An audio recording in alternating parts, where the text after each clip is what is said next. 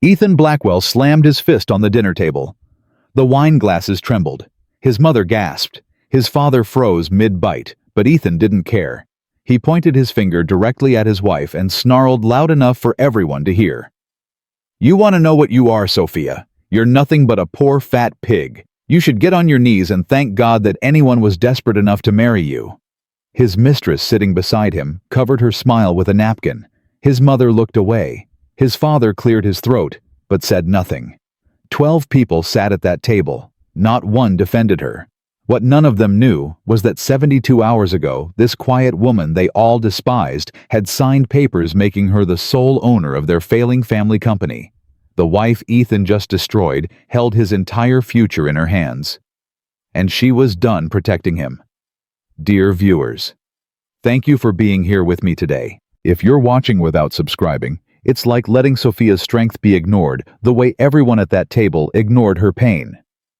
When you click that subscribe button, you stand with every quiet soul who was mocked, underestimated, and still chose to rise. Please subscribe now and tell me in the comments what city you're watching from. I want to see how far Sophia's story travels across the world today. Sophia Blackwell couldn't feel her hands. She knew they were there gripping the napkin in her lap, but the sensation had left them the moment her husband's words hit her chest like bullets. Poor fat pig. The phrase echoed in her skull, bouncing off every insecurity she had spent years trying to bury. 12 people surrounded that mahogany table. 12 witnesses. Not one opened their mouth to defend her. "Ethan," Robert Blackwell finally muttered, "keep your voice down." "Why should I?" Ethan grabbed his wineglass and took a long swallow. "Everyone here knows the truth. I'm just the only one honest enough to say it out loud." Patricia Blackwell, Ethan's mother, touched her pearl necklace nervously. "This isn't appropriate dinner conversation." "Fine. Let's talk about something appropriate." Ethan leaned forward, his eyes still fixed on Sophia. "Let's talk about how I work 18-hour days trying to save this family's company while my wife sits at home doing absolutely nothing. Let's talk about how she's let herself go so badly that I'm embarrassed to bring her anywhere. Let's talk about how I married someone who contributes nothing. Zero. Less than zero." Victoria Hayes. The woman seated so close to Ethan that their shoulders touched made a soft, sympathetic sound. "That must be so hard for you." "It is." Ethan nodded gravely. "You have no idea how hard it is." Sophia's throat tightened. She watched Victoria place her manicured hand on Ethan's arm, watched her husband lean into that touch, watched the intimacy between them that everyone at the table could see, but no one would acknowledge. "Maybe," Victoria said sweetly, turning her gaze to Sophia. "She just needs some motivation. Have you tried getting her a gym membership? Sometimes people need a push." Ethan laughed bitterly. "I've tried everything. She's hopeless." Sophia's fingers dug into the napkin so hard her knuckles turned white. "I think," she said quietly, "I should leave." "Oh, don't be dramatic." Ethan rolled his eyes. "You always do this. You always make everything about yourself." "I'm not making anything about myself. I just think it would be better if I went home." "Better for who?" "For you." Ethan shook his head with disgust. "That's exactly what I'm talking about. You never think about anyone else. You never think about how your presence affects this family. Do you have any idea how hard it is for me to explain to business associates why my wife looks like she does?" Robert Blackwell shifted uncomfortably in his chair. "Ethan, that's enough." "Is it, Dad? Is it really enough?" Ethan's voice rose again. "Because I don't think you understand what I deal with every single day. I come home to a woman who has no ambition, no drive, no desire to improve herself in any way. She doesn't work. She doesn't exercise. She doesn't even try to look presentable. She just exists, like a lump, like a useless, fat, embarrassing lump." The words hit Sophia's chest one after another, each one leaving a bruise that wouldn't show on her skin. Victoria leaned closer to Ethan and whispered something in his ear. He smiled at her, a genuine smile, the kind of smile Sophia hadn't received from him in years. "You know what the worst part is," Ethan continued. "She doesn't even realize how lucky she is. She trapped a successful man from a good family, and she can't even be bothered to maintain herself. Any other woman would kill to be in her position." "I didn't trap you." Sophia's voice came out smaller than she intended. "We fell in love." Ethan laughed. The sound was cruel and cold. "Love, you think this is love, Sophia? I settled for you. I thought you'd be grateful enough to at least try to be a decent wife, but you can't even manage that." Patricia stood abruptly. "I'm going to check on dessert." She fled toward the kitchen, unable to witness any more. But she didn't defend Sophia. She didn't tell her son to stop. She simply removed herself from the discomfort without addressing its source. Robert remained seated, his jaw tight, his eyes fixed on his plate. He was a man who had built a company, led hundreds of employees, made decisions worth millions of dollars. But he couldn't find the courage to tell his son that humiliating a woman at a dinner table was wrong. "You're all being very quiet," Ethan observed with satisfaction. "That's because you all agree with me. You're just too polite to say it." Victoria nodded sympathetically. "It must be so lonely for you, Ethan, living with someone who doesn't appreciate everything you do." "It is lonely." Ethan sighed dramatically. "You have no idea how lonely." Their eyes met and held for a moment too long. Sophia watched it happen, watched the connection between them that was so obvious it might as well have been written in neon lights. She had suspected for months, the late nights, the sudden business trips, the perfume on his collar that she didn't wear, the way he flinched when his phone buzzed and angled the screen away from her.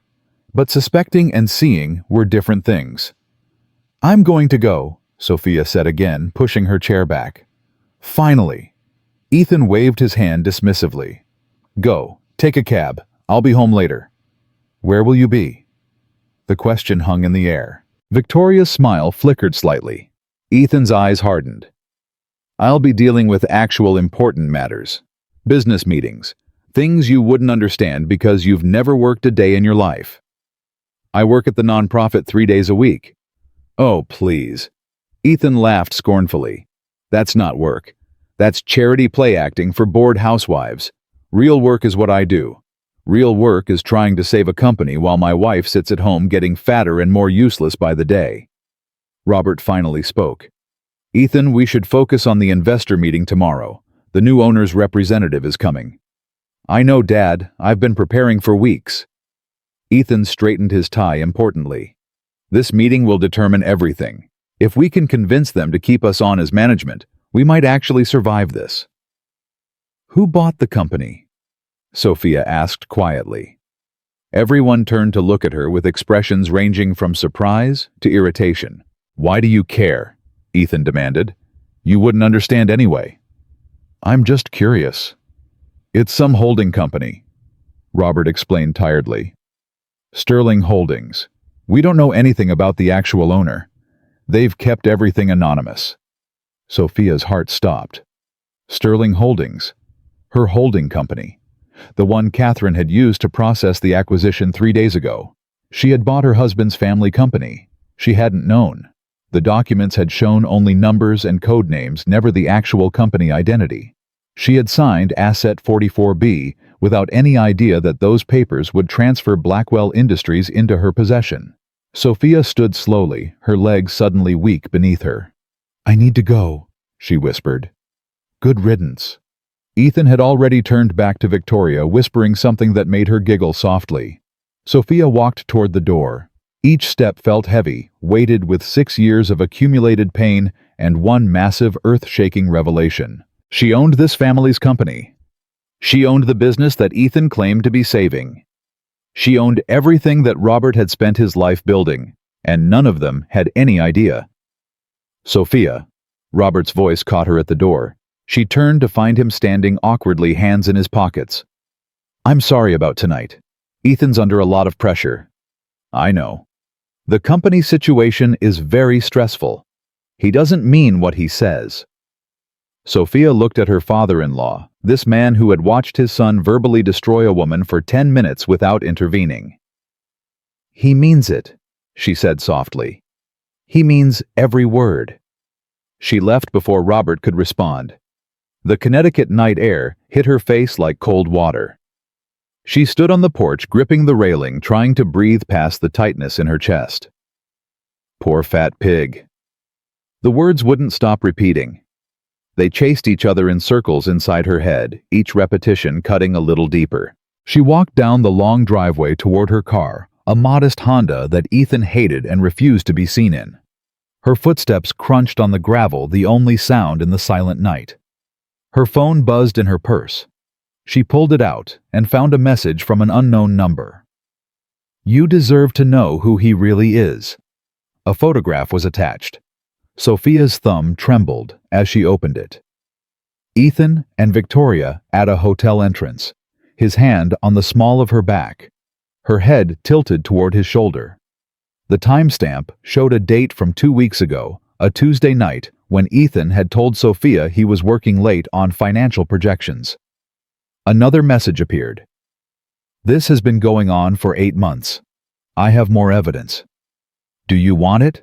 Sophia typed back with shaking fingers. "Who are you?" "Someone who works at the company. Someone who watches him treat you like garbage while he spends company money on her. Someone who thought you deserved the truth. Send me everything." The file that arrived was extensive.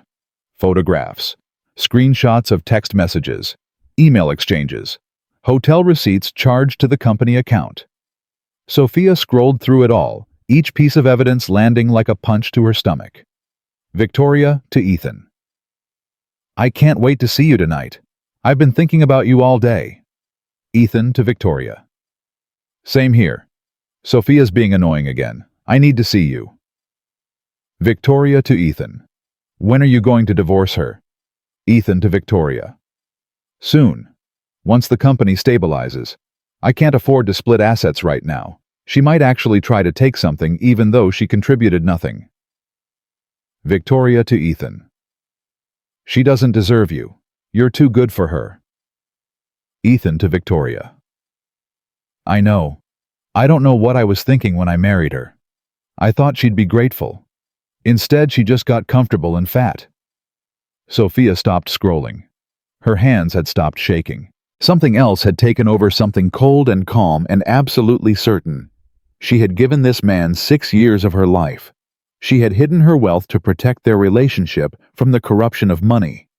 She had lived small so he could feel big. She had tolerated his small cruelties because she believed the stress was temporary. And all along he had been sharing his bed with another woman while calling his wife fat and useless behind her back. Another message from the unknown number. "What are you going to do?" Sophia stared at those words for a long moment. Then she typed back, "Something he'll never see coming." She got into her car and sat in the darkness processing everything. The dinner, the humiliation, the acquisition papers she had signed 3 days ago, the evidence of an 8-month affair burning in her phone. She pulled out a second phone from her purse. This one was encrypted, known only to her lawyer and her accountant. She dialed Catherine Moore. "Sophia, is everything's all right? It's after 10. Change the timeline for the Blackwell acquisition." "What do you mean?" "The board meeting. Move it up. I want to address them personally. Tomorrow morning." A pause. "Sophia, that's highly irregular. We usually maintain anonymity for months after an acquisition.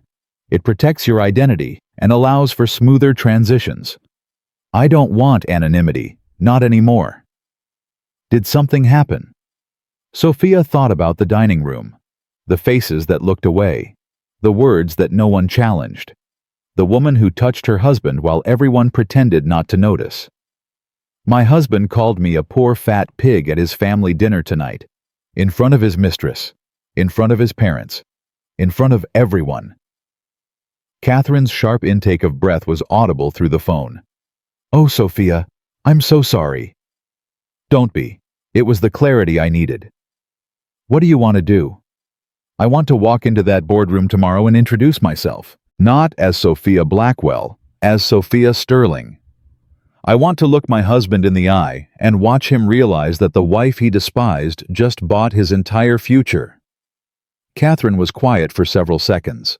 When she spoke again, her voice held a new respect. "Your mother would be proud of you." "I hope so. I'll make the arrangements tonight. The board will be notified to expect the new owner's representative at 9 a.m. They won't have any idea who's walking through that door." "Perfect. Sophia, one more thing. Once you reveal yourself, there's no going back. Ethan will know everything. His family will know. Your anonymity will be gone forever." Sophia watched the Blackwell mansion through her windshield. Lights still glowed in the windows. They were probably still laughing about her departure, still congratulating Ethan on finally putting his disappointing wife in her place. "I'm done hiding," she said firmly. "I've been hiding for 6 years. It's time to be who I really am." "Then I'll see you tomorrow. Get some sleep. You'll need your strength." Sophia ended the call and started her car. The drive back to Brooklyn took 2 hours, but she barely noticed the time passing. Her mind was elsewhere, planning, preparing, remembering. She thought about her mother, Eleanor Sterling, who had built a $4.7 billion empire from nothing. Eleanor had raised Sophia alone, teaching her that power didn't need to announce itself to be real. "The loudest people in the room are rarely the strongest," Eleanor had told her once. "Real power is quiet. Real power waits. Real power doesn't need to prove itself to anyone." Sophia had taken those words to heart. She had hidden her inheritance so completely that not even her husband knew it existed.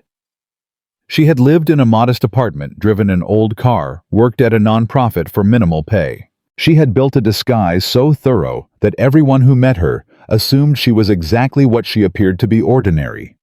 And Ethan had married her, believing that disguise. He had fallen in love with what he thought was a simple woman, a woman without complications, a woman who would be grateful for his attention and never challenge his ego.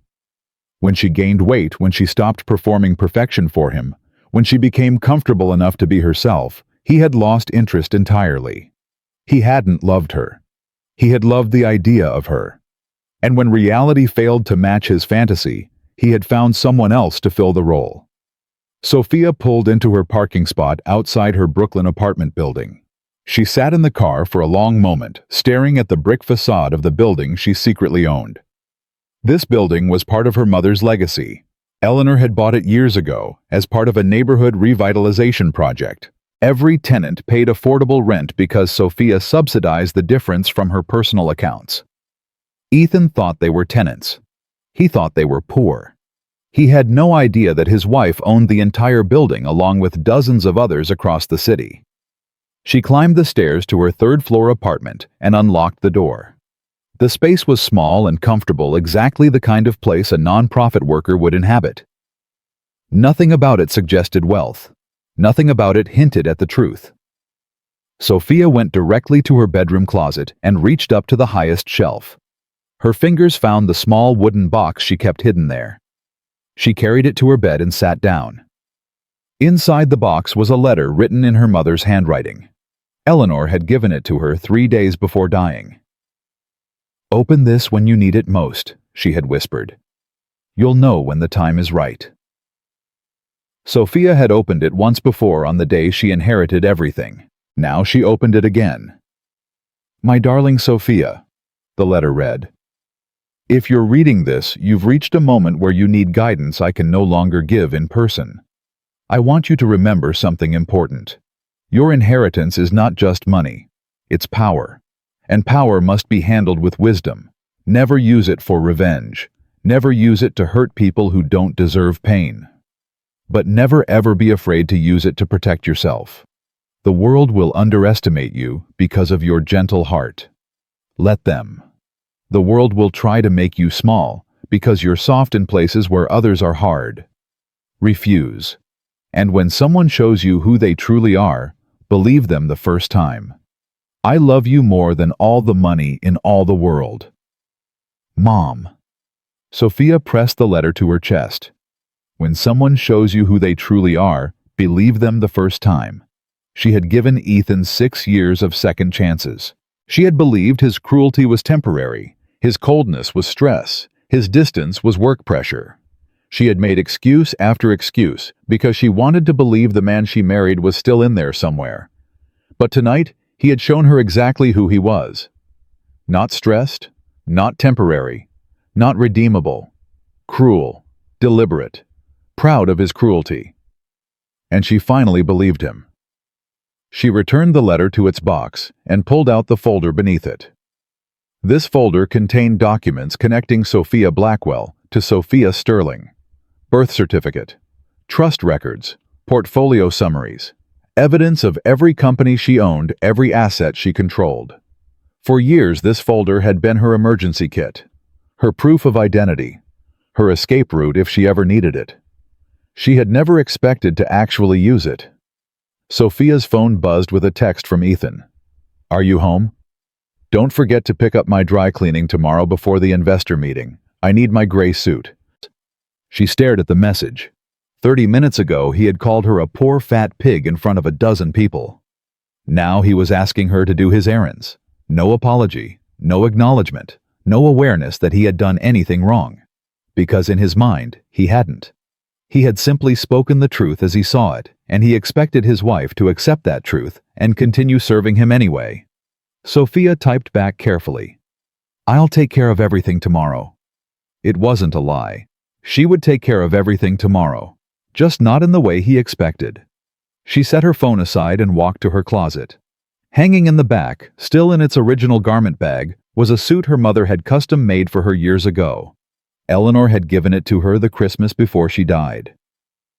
"For the day you decide to stop hiding," she had said with a knowing smile. Sophia unzipped the bag and looked at the charcoal fabric. The suit was expensive but understated, powerful, but not aggressive. It was cut to fit her body exactly, as it was not as some fantasy version of herself. Her mother had known this day would come. Eleanor had always been able to see the future more clearly than anyone Sophia had ever met. She hung the suit on her closet door and stepped back to look at it. Tomorrow, she would finally wear it. Tomorrow, she would walk into that boardroom and change everything. Tomorrow, her husband would discover that the wife he despised was the most powerful person in the room. Her phone buzzed again. The unknown number. "Are you okay?" Sophia typed back. "Who are you really? Why are you helping me?" "I told you, I work at Blackwell Industries. I've been watching him treat you like garbage for months. Watching him spend company money on hotel rooms and expensive dinners for her while the company falls apart. That doesn't explain why you're risking your job to tell me." A pause. Then, "I had a husband like him once. 7 years I made excuses. 7 years I believed he'd change. He didn't. He just got crueler. I wish someone had shown me the truth earlier, so I'm showing you." Sophia felt tears threaten for the first time that night. Not tears of sadness, tears of unexpected solidarity. "Thank you," she typed. "You don't know what this means to me." "I think I do. What are you going to do?" Sophia looked at the suit hanging on her closet door, at the folder of documents on her bed, at the encrypted phone sitting next to her regular one. "Something my mother taught me. I'm going to protect what matters, and I'm going to stop protecting someone who never deserved it." Good. He deserves whatever's coming. Maybe, but that's not why I'm doing it. Then why? Sophia considered the question carefully before answering. Because I deserve better. And it took me 6 years to finally believe it. She set her phone down and walked to the bathroom. In the mirror, she saw a woman with tired eyes and a soft body. A woman who had spent 6 years shrinking herself to fit inside a marriage that was never big enough to hold her. But she also saw her mother's determination in her jaw, Eleanor's strength in her shoulders, the sterling backbone that had built an empire from nothing. "I'm done hiding," she whispered to her reflection. She showered and changed into her most comfortable clothes. Sleep wouldn't come easy tonight, but she needed to try. Tomorrow would require every ounce of strength she possessed. As she lay in bed, her mind wandered back to the day she met Ethan. It was 3 years after her mother's death. Sophia had been drowning in grief and responsibility, trying to manage a massive inheritance while processing the loss of the only parent she had ever known. She had stopped at a coffee shop near her apartment, exhausted and overwhelmed. Ethan had been sitting at the next table. He had struck up a conversation, made her laugh for the first time in months, asked her questions about her life that seemed genuinely curious. He didn't know about her money because she didn't tell him. She was testing him, she realized now, trying to find out if someone could love her for herself, not her fortune. He had passed the test, or so she thought. They dated for 2 years before getting married. 2 years during which Ethan was charming, attentive, interested. He called her beautiful. He said he loved her softness. He made her feel seen in a way she hadn't experienced since her mother died. She had believed it was real. But looking back now, she could see the warning signs she had ignored. The way his compliments stopped after the wedding. The way his eyes started lingering on other women. The way he began suggesting she should lose weight, dress better, try harder to look like the wives of his colleagues. She had made excuses. The honeymoon phase was ending. Marriage was an adjustment. He was under pressure at work. But the truth was simpler and more painful. Ethan had performed love to win her. Once he had her, he stopped performing. He didn't love her. He loved having a wife who made him feel important by comparison. A wife who was simple enough to make him look sophisticated. A wife who was grateful enough to tolerate his treatment. When she failed to remain that grateful, simple wife, he had found someone else. Sophia closed her eyes and let the tears finally fall. Not many. Just enough to release the pressure that had been building in her chest all night. She cried for the years she had wasted, for the love she had given to someone unworthy, for the woman she used to be before she started making herself smaller. Then she wiped her face, took a deep breath, and let the tears stop. She was done grieving for her marriage. Tomorrow she would end it. The morning came too quickly. Sophia's alarm pulled her from restless sleep at 6 a.m. She showered, fixed her hair, applied minimal makeup. Then she put on the suit. The fabric felt like armor as it settled on her shoulders. The cut was perfect, flattering her curves without trying to hide them. The color was serious, professional, powerful. She looked in the mirror and didn't see the woman Ethan had described last night. She saw Sophia Sterling. Billionaire, CEO, survivor. Her phone showed 12 missed calls from Ethan, all from the past hour. She ignored them. A text from Catherine. Car arriving in 20 minutes. Board has been notified to expect the new owner's representative at 9. They have no idea who's coming. Sophia typed back. Perfect, I'm ready.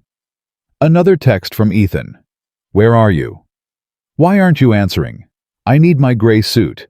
The meeting is in 2 hours. She didn't respond. The car arrived exactly on time. A black sedan with tinted windows, the kind that didn't attract attention, but commanded respect. The driver opened her door without a word. Sophia slid into the back seat and watched Brooklyn pass by her window. The neighborhoods grew richer as they crossed into Manhattan. The buildings grew taller. The people walked faster. Her phone buzzed again. Ethan. Sophia, this isn't funny. Answer me. Dad is freaking out about this meeting. We need everything to be perfect. She typed back one message. I'll be at the meeting. His response was immediate. Why this is company business. You wouldn't understand. She almost laughed. He had no idea how much she understood. The car stopped outside a glass skyscraper in the financial district. Sophia looked up at the building that housed Blackwell Industries. Her building now. Every floor, every desk, every computer. She owned it all. Catherine Moore met her in the lobby, looking elegant and sharp in her professional attire. Are you ready for this? Sophia nodded. I've been ready for 6 years. I just didn't know it until last night. They walked toward the elevator together. Security guards nodded respectfully, recognizing Catherine as the legal representative who had arranged the meeting. The elevator climbed toward the executive floor. Sophia watched the numbers rise, counting down to the moment everything would change. "The full board is assembled," Catherine said quietly. Robert Blackwell at the head of the table. Ethan beside him. Victoria Hayes is there too, apparently invited as a financial consultant. Sophia's jaw tightened slightly. Of course she is. There are 8 other board members. They've been told the new owner wants to introduce herself personally and discuss management restructuring. They're nervous. They should be. The elevator doors opened onto a hallway, carpeted in expensive navy blue. At the end of the corridor, Sophia could see a glass conference room filled with people in suits. She began walking. Her heels clicked against the floor with steady rhythm. Each step brought her closer to the confrontation she had spent all night preparing for. Through the glass walls, she could see Ethan sitting near the head of the table, checking his phone with obvious irritation. Probably still wondering why his wife hadn't answered his messages. Probably still expecting her to show up at home with his dry cleaning. Robert sat at the head papers spread before him, forehead creased with worry. The company's future depended on this meeting. He had no idea that future had already been decided. Victoria stood near the window pretending to examine documents while actually adjusting her hair. She had dressed carefully, Sophia noticed. Professional, but attractive. Ready to impress the mysterious new owner. None of them were looking at the door. None of them were expecting her. Sophia stopped just outside the conference room. She took one final breath, feeling the suit's fabric move with her, feeling her mother's strength wrapped around her like protection. "Here we go," she whispered. She pushed open the door. Every head in the room turned toward her. Ethan's face went through a rapid succession of expressions. Confusion first, as he registered someone entering.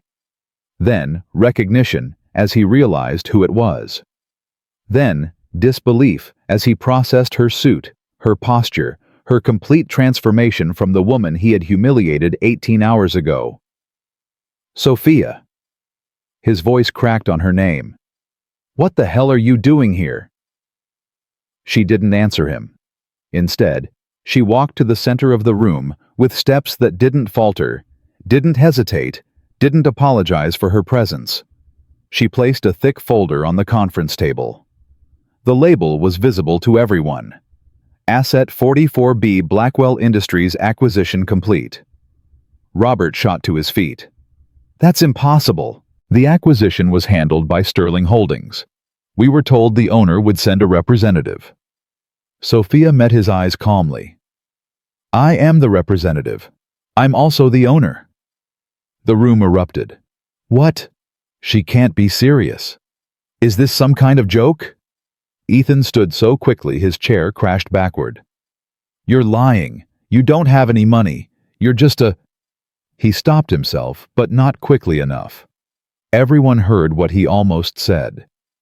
Sophia's voice remained perfectly steady. "I'm just a— What, Ethan? A poor fat pig. Isn't that what you called me last night?" The silence that followed was absolute. Victoria's face had gone pale. Robert looked like he might collapse.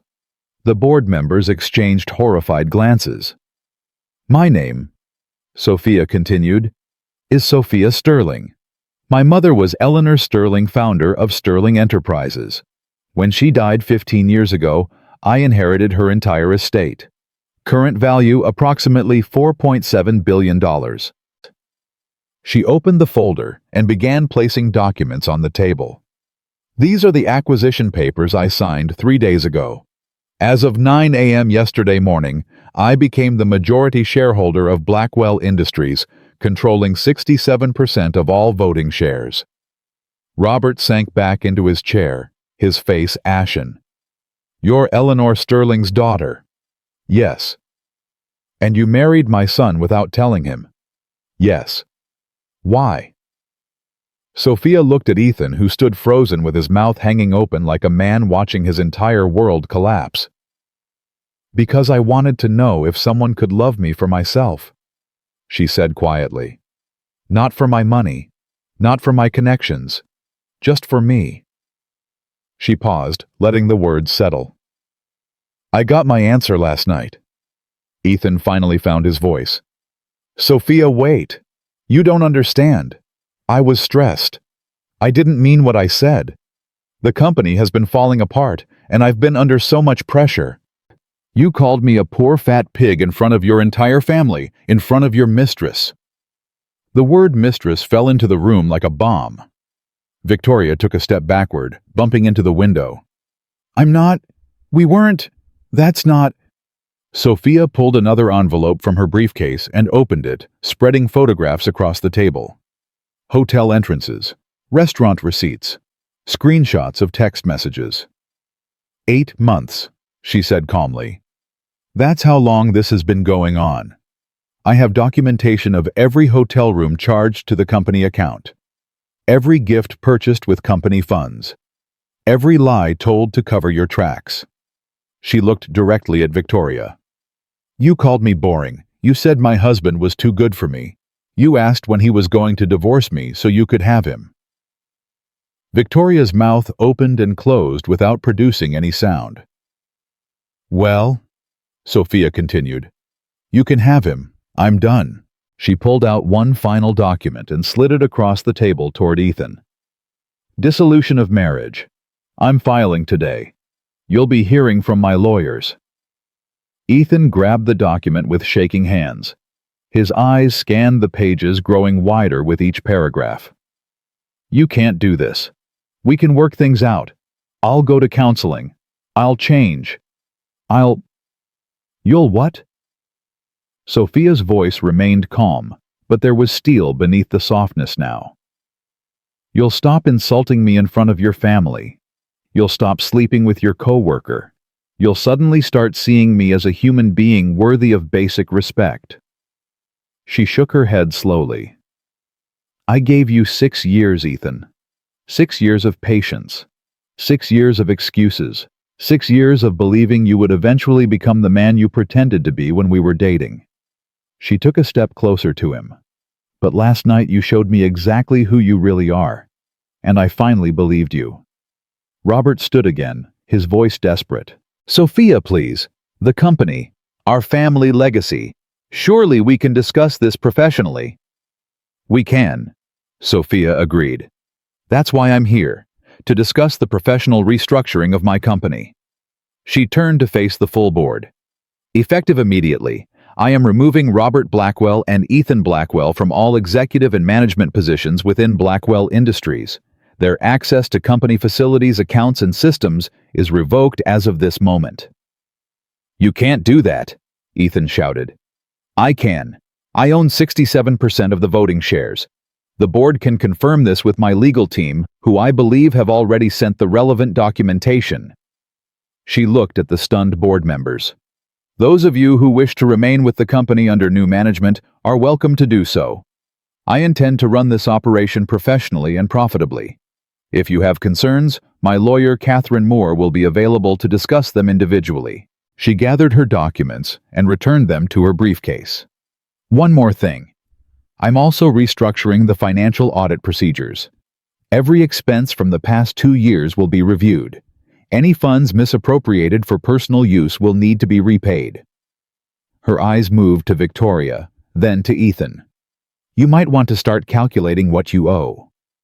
She turned and walked toward the door. Sophia, wait. Ethan rushed after her, grabbing her arm. Please, I love you. I made mistakes. I was stupid. But we can fix this. She looked down at his hand on her arm, then up at his face. Let go of me. Something in her voice made him release her instantly. You don't love me, Ethan. You never did. You loved having a wife who made you feel superior. You loved my gratitude. You loved my simplicity. She straightened her jacket where he had grabbed it. But I was never simple. I was hiding, and I was never grateful. I was patient. There's a difference. She walked out of the conference room without looking back. Behind her, she heard the eruption of voices. Board members demanding explanations. Robert shouting at Ethan. Victoria's voice rising in panic as she realized her affair had just cost her everything. But Sophia didn't stop. She walked down the hallway into the elevator and through the lobby. She stepped out onto the Manhattan sidewalk and let the morning sun warm her face. Her phone buzzed. Catherine. That was magnificent. I've never seen anything like it. Sophia smiled slightly. My mother taught me well. What now? Now I build something better. A company that treats its employees with respect. A life that doesn't require me to hide who I am. And Ethan. Sophia thought about her husband probably still standing in that conference room trying to comprehend how completely his world had just collapsed. Ethan is no longer my concern. My lawyers will handle the divorce. He can figure out the rest on his own. She ended the call and stood on the sidewalk for a moment, breathing deeply. For the first time in 6 years, she felt like herself. Not the simplified version she had created to avoid intimidating her husband. Not the small, quiet woman who made herself invisible to protect his ego. Not the wife who absorbed insults because she believed love required patience. Just Sophia, exactly as she was. Her phone buzzed again. The unknown number. I was right. You deserve to know the truth. Sophia typed back, yes, I did. Thank you for giving it to me. What happens now? Sophia looked up at the glass skyscraper that housed her newest acquisition. Somewhere on the top floor, her soon-to-be ex-husband was learning that the woman he had dismissed as worthless held everything he had ever valued in her hands. She smiled and typed her response. Now I stop hiding. And I start living. The elevator doors had barely closed before Sophia heard footsteps pounding down the hallway behind her. She didn't turn around. She didn't need to. She knew exactly who was chasing her. Sophia. Wait. Ethan's voice echoed through the lobby as she stepped out of the elevator and walked toward the building's front entrance. People stopped and stared. Secretaries looked up from their desks. Security guards shifted uncertainly. Sophia, please, just give me 5 minutes. She kept walking. Ethan caught up to her just as she reached the glass doors. He grabbed her elbow and spun her around his face, red and sweating, his expensive tie loosened and crooked. You can't just walk away from me. Sophia looked down at his hand on her arm. Let go. Not until you listen to me. I said let go. The security guard took a step forward. Ma'am, is there a problem? Ethan released her, instantly raising both hands. No problem. This is my wife. We're just having a conversation. I'm not your wife anymore. Sophia straightened her sleeve where he had grabbed it. I'm your ex-wife. There's a difference. The divorce isn't finalized. We're still married. For now. Ethan ran his fingers through his hair, leaving it sticking up in all directions. He looked nothing like the polished, arrogant man who had humiliated her at dinner 18 hours ago. He looked desperate, terrified, small. Sophia, listen to me. I made a mistake, a lot of mistakes. But I can change. I swear I can change. You've been saying that for 6 years. This time is different. How is it different? Ethan opened his mouth, then closed it. He didn't have an answer. That's what I thought. Sophia turned toward the door. I'll end things with Victoria. Today, right now. I'll call her and tell her it's over. Sophia paused. You think that's what this is about, Victoria? Isn't it? She almost laughed. Ethan, Victoria is a symptom. She's not the disease. What does that mean? Sophia turned to face him fully. For the first time, she let him see the full weight of her anger, her disappointment, her absolute certainty. It means, I don't care who you sleep with. I stopped caring about that months ago when I first smelled her perfume on your shirts. What I care about is the way you treated me, the way you talked about me, the way you made me feel worthless in my own marriage. I never meant to make you feel worthless. You called me a poor fat pig in front of 12 people. Ethan flinched. I was drunk. I was stressed about the company. I wasn't thinking clearly. You were thinking very clearly. You said exactly what you believe. You've believed it for years. The only difference is that last night you finally said it out loud." His face crumpled. "Sophia, please. I love you." "No, you don't. You love the idea of having a wife. You love having someone to come home to who makes you feel important. But you don't love me. You never did." "That's not true." "Then why didn't you ever ask about my family?" The question hit him like a slap. He blinked rapidly, confused. "What? In 6 years of marriage, you never once asked about my mother's business. You never wondered why I received encrypted phone calls at 2 in the morning. You never questioned how a non-profit worker could afford an antique Cartier watch." Sophia stepped closer to him. "You never asked because you didn't care. You weren't curious about who I really was. You were satisfied with who you assumed I was." Ethan's voice came out thin and weak. "I thought your family was poor. You always said—" "I never said we were poor. I said we were modest. I said my mother taught me to live simply. You heard what you wanted to hear." "Why didn't you tell me the truth?" "Because I wanted to know if you could love me without knowing about the money. I wanted to believe our relationship was real." She took a breath. "I was wrong." The lobby had grown quiet. Everyone was watching, pretending not to, but watching all the same. Sophia could feel their eyes on her, hear their whispered speculation. She didn't care anymore. "Goodbye, Ethan." She pushed through the glass doors and stepped onto the sidewalk. The black sedan was waiting exactly where she had left it. The driver opened the door for her without a word. "Sophia." Ethan's voice followed her outside. "Sophia, this isn't over." She slid into the car and closed the door. Through the tinted window, she could see him standing on the sidewalk, arms at his sides, watching her drive away. He looked like a man who had just lost everything. Because he had. 3 hours later, Sophia sat in Catherine Moore's office, signing documents. One after another, page after page, her signature claiming ownership of assets, authorizing transfers, restructuring management. "This is the last one." Catherine slid a final paper across the desk. "Once you sign this, Blackwell Industries is officially under your direct control. No intermediaries, no anonymity." Sophia signed without hesitation. "How do you feel?" The question caught her off guard. Catherine had always been professional, focused on business rather than emotions. But there was genuine concern in her voice now. "I feel—" Sophia set down the pen and considered. "Lighter. Like I've been carrying something heavy for years, and finally put it down." Your mother felt the same way when she took control of her first failing company. She said it was like breathing for the first time. You knew my mother well. She was my closest friend for 30 years. I watched her build her empire from nothing. I watched her raise you alone after your father left. I watched her fight cancer with more dignity than anyone I've ever known. Catherine's eyes softened.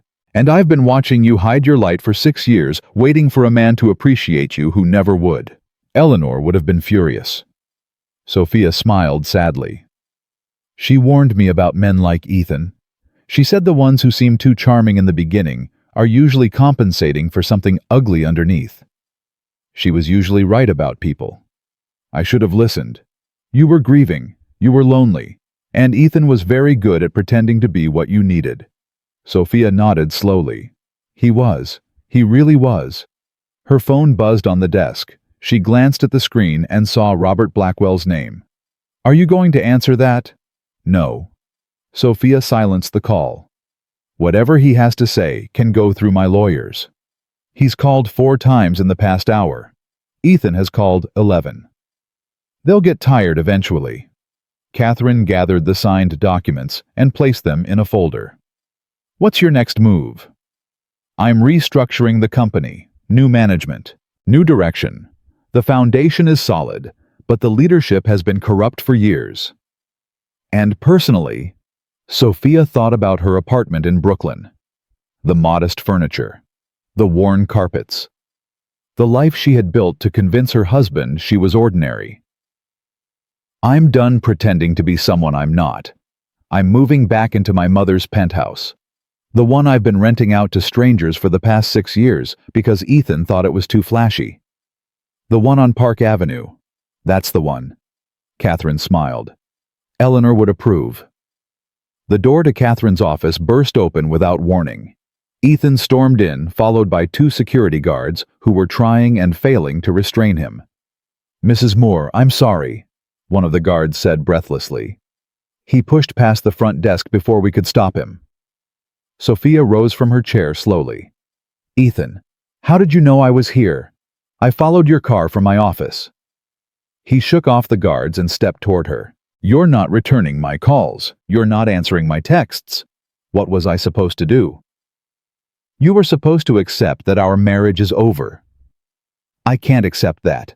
I won't." Catherine stood as well, her voice sharp. "Mr. Blackwell, you're trespassing. I'll ask you once to leave voluntarily before I call the police. This is between me and my wife." "I'm not your wife," Sophia said firmly. "I filed divorce papers this morning. You were served before noon. I tore them up. That doesn't make them go away. It just means you'll be served again." Ethan's face twisted with frustration. "Why are you doing this? I said I was sorry. I said I'd change. What more do you want from me?" "I want you to leave me alone." "I can't do that. I love you." "You don't know what love means." The words hit him harder than any slap could have. He actually staggered backward, his hand reaching for the doorframe to steady himself. "Sophia, please, give me another chance. One more chance to prove I can be better. You've had thousands of chances. Every day for 6 years was a chance to treat me with basic respect. You failed every single time." "That's not fair." "Fair." Sophia's voice rose for the first time. "You want to talk about fair? Was it fair when you told your mistress that I embarrass you? Was it fair when you used company money to buy her jewelry while telling me we couldn't afford a vacation? Was it fair when you stood in front of your entire family and called me a poor fat pig?" Ethan's face went pale. "You heard about the jewelry?" "I heard about everything. Every hotel room, every expensive dinner, every lie you told to cover your tracks." "How?" "Someone at your company decided I deserved to know the truth. They sent me documentation of your entire affair. 8 months of receipts, photos, and text messages." Ethan's expression shifted from desperation to fury. Who sent it to you?" "I don't know their name, and even if I did, I wouldn't tell you. It was probably that secretary, the one who's always watching me. I'll have her fired." "You won't be firing anyone. You don't work there anymore, remember?" The reminder of his powerlessness struck him like a physical blow.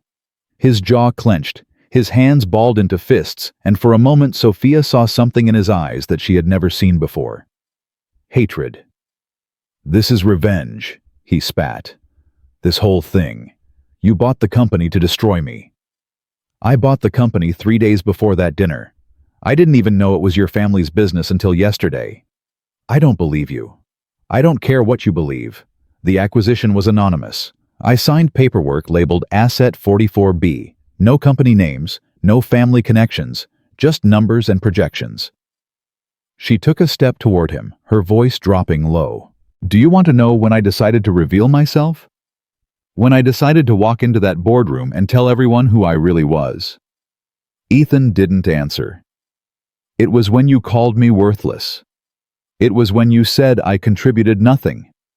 It was when you laughed while your mistress touched your arm and your mother looked away and your father said nothing." She was close enough now to see the sweat beading on his forehead, close enough to see the fear beneath his anger. "I spent 6 years protecting you from the truth. 6 years letting you believe you were the successful one, the important one, the one who kept our marriage afloat. I shrunk myself to fit inside your ego." She stepped back. "I'm done shrinking." Catherine spoke quietly. "Security, please escort Mr. Blackwell from the building." The guards moved forward. Ethan looked like he wanted to resist, but something in Sophia's expression stopped him. He let them take his arms. "This isn't over," he said as they pulled him toward the door. "We're still married. We own things together. You can't just cut me out. Watch me. They dragged him through the doorway. His voice echoed down the hallway, growing fainter with distance. Sophia, Sophia. Then silence. Catherine closed the door and turned to face her client. Are you all right? Sophia realized her hands were shaking. She pressed them flat against her thighs to still them. I'm fine. I just need a moment. Take all the time you need. Sophia walked to the window and looked out at the Manhattan skyline. Somewhere in this city, her husband was being thrown out of a building by security guards. Somewhere his father was scrambling to understand how everything had fallen apart.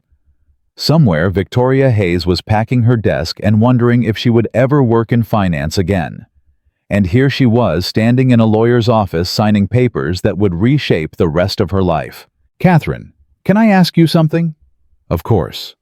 Did my mother ever regret building her empire? Did she ever wish she had chosen a simpler life? Catherine was quiet for a moment. She told me once that the money was never the point. The point was freedom. The freedom to walk away from anyone who didn't treat her well. The freedom to build something meaningful.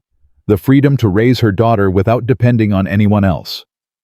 She moved to stand beside Sophia at the window. Your mother didn't regret her choices. She regretted that the world made those choices necessary. She wished she lived in a world where women didn't need fortunes to be safe. But she didn't, and neither do you. Sophia nodded slowly. I used to think hiding my wealth was the right thing to do. I thought it made me humble. I thought it proved I wasn't corrupted by money. And now I think I was just afraid. Afraid that if people knew who I really was, they would only see the money. They would never see me. And what do you think now? Sophia turned to face her mother's oldest friend. I think anyone who can't see past the money doesn't deserve to see me at all. By 5 o'clock that afternoon, the news had spread through Manhattan's financial circles like wildfire. Blackwell Industries had been acquired by Sterling Holdings. The Blackwell family had been removed from leadership. The new owner was Eleanor Sterling's mysterious daughter, hidden from public view for 15 years. Sophia's phone rang constantly. Reporters, business associates, old acquaintances who suddenly remembered they had been friends with her mother. She ignored them all. At 6 o'clock, she received a call she actually answered. Ms. Sterling, this is Detective Marlene Cooper with the NYPD Financial Crimes Unit. Do you have a moment to speak? Sophia's heart skipped. What is this about? We've received a complaint regarding possible embezzlement at Blackwell Industries. Several former employees have come forward with evidence of funds being misappropriated over the past 18 months. I'm aware of some financial irregularities. I discovered them during my acquisition review. Would you be willing to share what you've found? Sophia thought about the photos on her phone. The hotel receipts, the jewelry purchases, all charged to company accounts while the company bled money and employees worried about their jobs. I'll do better than that. I'll send you everything I have. Thank you. We'll be in touch. The call ended. Sophia stared at her phone for a long moment. Ethan had no idea what was coming. At 7 o'clock, she received a text from the unknown number that had started everything. I heard what happened at the boardroom. The whole office is talking about it. Sophia typed back. Are you still willing to stay anonymous? For now. But I wanted you to know something. Ethan just left the building. He was carrying a box of his things. Security watched him the whole time. He looked broken. Good. There's something else. Victoria quit before they could fire her. She's telling everyone that Ethan forced her into the affair, that she was afraid of losing her job if she refused him. Sophia's jaw tightened. That's not what the text messages show. I know. I'm sending you something else. Something she doesn't know anyone has. A video file appeared in the message thread. Sophia pressed play. The footage showed Victoria in the company break room talking to another woman. The audio was clear. Honestly, I feel sorry for his wife. She seems nice. But she's so fat and boring. I don't know how he stays with her. The other woman laughed. So, why are you sleeping with him? Victoria shrugged and smiled. Because he's going to inherit the company eventually. And when he does, I'll make sure I'm standing right beside him. Then I'll convince him to divorce her and marry me. What if he doesn't want to divorce her? He'll want to. Once I get pregnant, he won't have a choice. The video ended. Sophia's blood ran cold. She typed back to the unknown number. Where did you get this? The security cameras in the break room. Most people forget they're there. I downloaded it months ago when I first started suspecting what was happening. Can I use this? It's yours. Do whatever you want with it. Sophia saved the video to her phone. Her hands were trembling again, but not from fear this time. From something colder. Something harder. Victoria had been planning to get pregnant. To trap Ethan. To force him into a divorce. And Ethan, that fool, had no idea he was being played as badly as he had played Sophia. At 8 o'clock, she sent the video to Detective Cooper with a brief explanation. At 9 o'clock, she received a call from Robert Blackwell. She answered this time. Sophia. Robert's voice was hoarse, exhausted. Please, I'm begging you. Can we meet just to talk? There's nothing to talk about. The company is everything my father built. 3 generations of work. You can't just destroy it. I'm not destroying it. I'm saving it. Your son was running it into the ground. Ethan made mistakes. I know that. But he's still my son. And he was still my husband when he cheated on me for 8 months.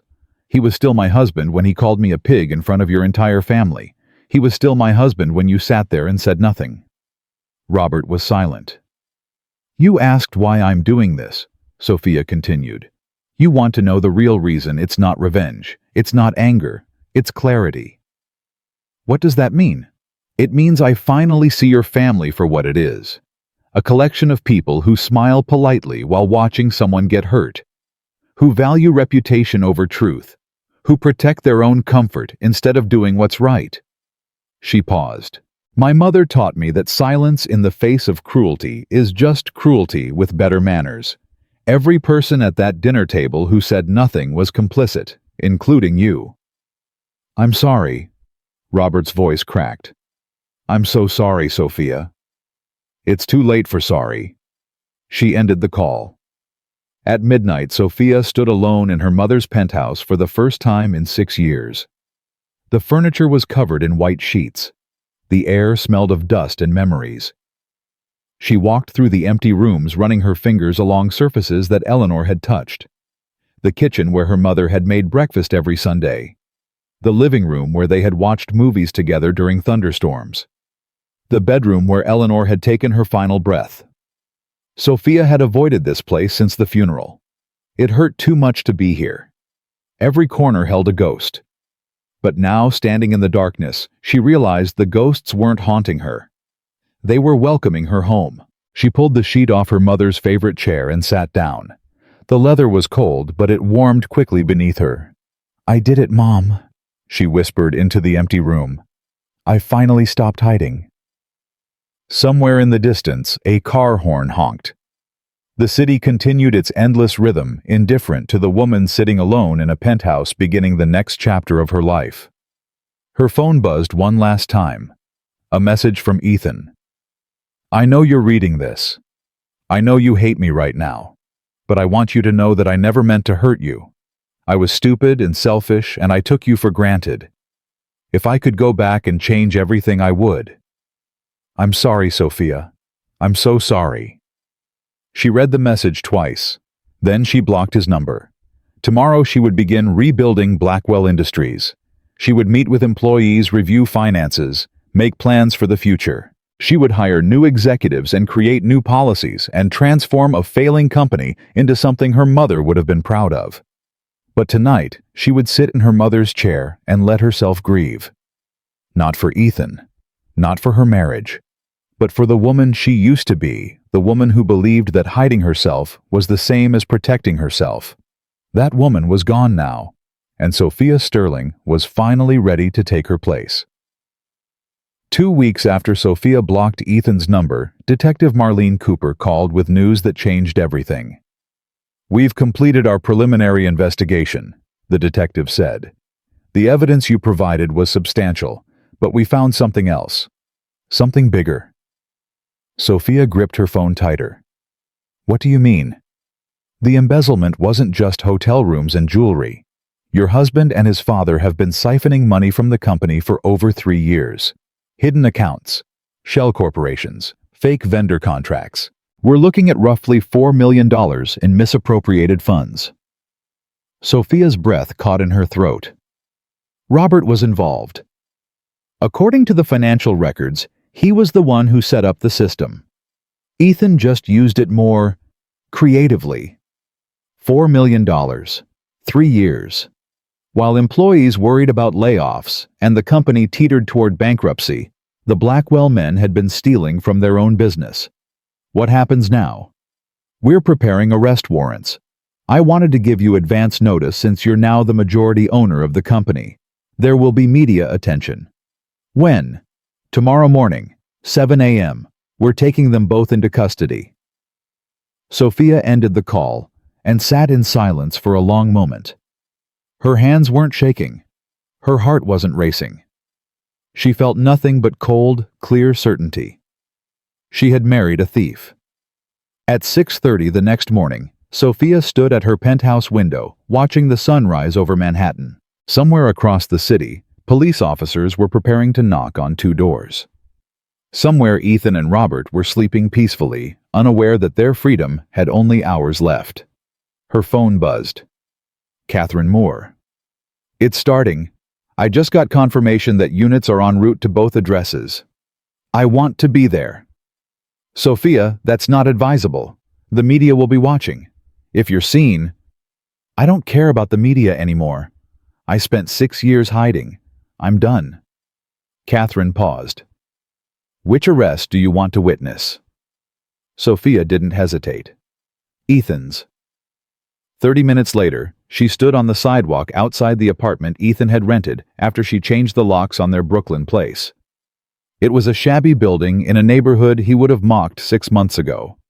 How far he had fallen. 2 police cruisers pulled up. Officers emerged, moving with practiced efficiency toward the entrance. Sophia waited. 5 minutes passed. Then 10. She heard shouting from somewhere above, muffled by windows and walls, but unmistakably panicked. Then the building's front door burst open. Ethan stumbled out in handcuffs, wearing wrinkled pajamas and bare feet. His hair stood in wild directions. His face was pale and unshaven. He looked nothing like the polished man who had called her worthless 3 weeks ago. His eyes found her immediately. You! The word came out like a curse. You did this! Sophia said nothing. I know you're behind this. Ethan struggled against the officers holding his arms. You vindictive witch, you couldn't just divorce me. You had to destroy me. Sir, calm down. One of the officers tightened his grip. I won't calm down. My wife is framing me. She planted evidence. She's lying. Detective Cooper stepped forward. Mr. Blackwell, the evidence against you was gathered from company records and your own personal accounts. Your wife didn't plant anything. She's not my wife. She's a monster. They pushed him toward the cruiser. Ethan twisted his neck, keeping his eyes locked on Sophia the entire time. This isn't over. Do you hear me? This isn't over. The car door slammed shut, cutting off his screams. Through the tinted window, Sophia could see him still shouting, his face contorted with rage. She felt nothing. Detective Cooper approached her. Are you all right, Ms. Sterling? I'm fine. Your father-in-law was arrested 10 minutes ago. He went more quietly. Apparently he's been expecting this. Robert always was the smarter one. There will be a bail hearing this afternoon. Given the amount of money involved, we're recommending high bail for both defendants. But I should warn you, they'll likely make it. I know. Do you have security? Once they're out, there's no telling what they might do. Sophia thought about the threats Ethan had screamed, the hatred in his eyes. The man she had married was gone, replaced by someone she didn't recognize. I'll take precautions. She turned and walked back to her waiting car, leaving the chaos behind her. By noon, every major news outlet in New York had picked up the story. Blackwell family arrested for embezzlement. Billionaire heiress reveals secret marriage. Cheating husband faces prison after wife exposes fraud. Sophia watched the coverage from her office at Sterling Holdings, where she had relocated the company's operations within days of the acquisition. The old Blackwell Industries headquarters felt tainted now. Her phone rang constantly. Interview requests, statement demands, offers from documentary producers who wanted to tell her story. She ignored them all. At 2 o'clock, Catherine called with an update. Bail was set at $2 million each. Robert posted his within an hour. Ethan is still trying to find someone willing to cover his. Who posted Robert's bail? His sister. Apparently she still has some family money left. And Ethan? He's called everyone he knows. His friends won't return his calls. His colleagues want nothing to do with him. Victoria blocked his number the day he was fired. Sophia almost laughed. So he's stuck in jail because no one cares enough to help him. For now. But he's getting desperate. He called me an hour ago.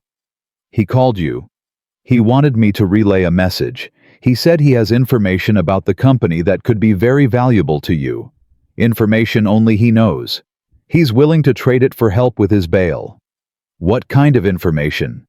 He wouldn't say. But he implied it involves your mother. Sophia's blood ran cold. My mother... He said Eleanor Sterling had dealings with Blackwell Industries years ago before you were even born.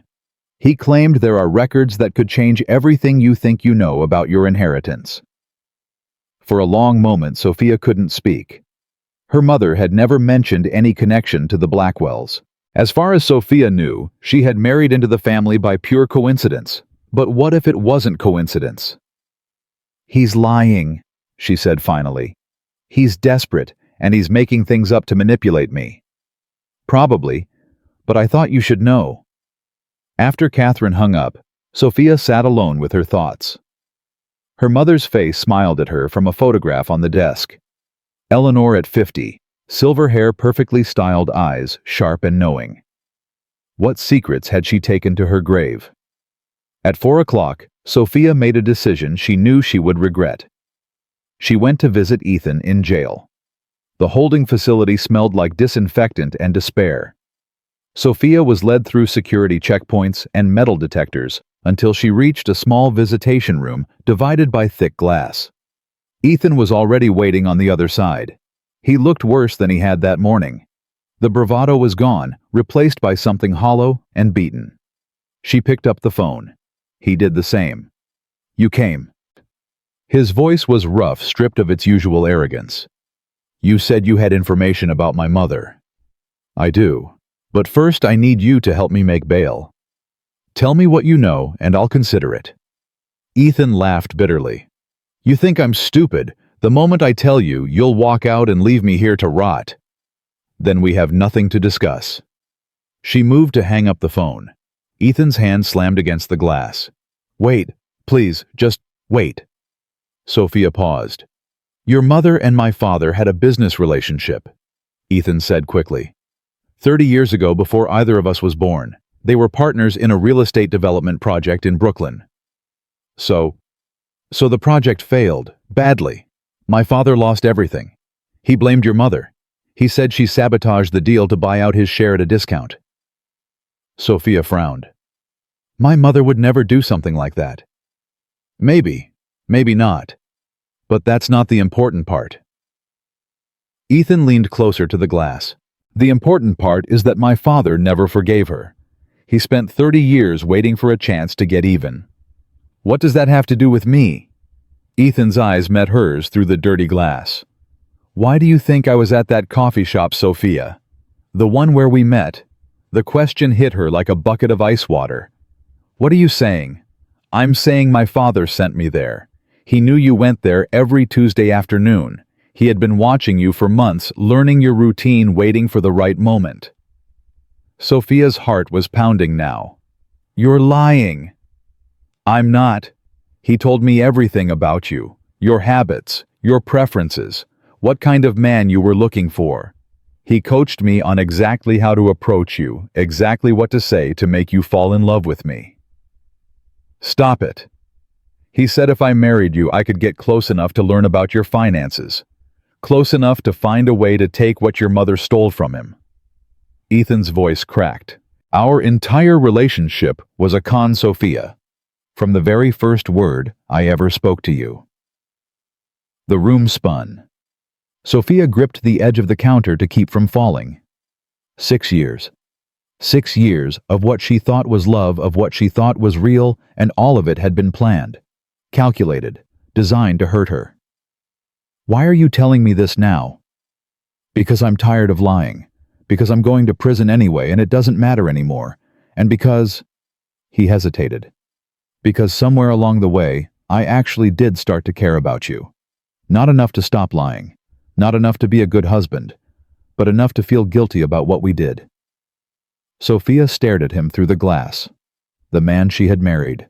The man she had loved. The man who had played her like a puppet since the day they met.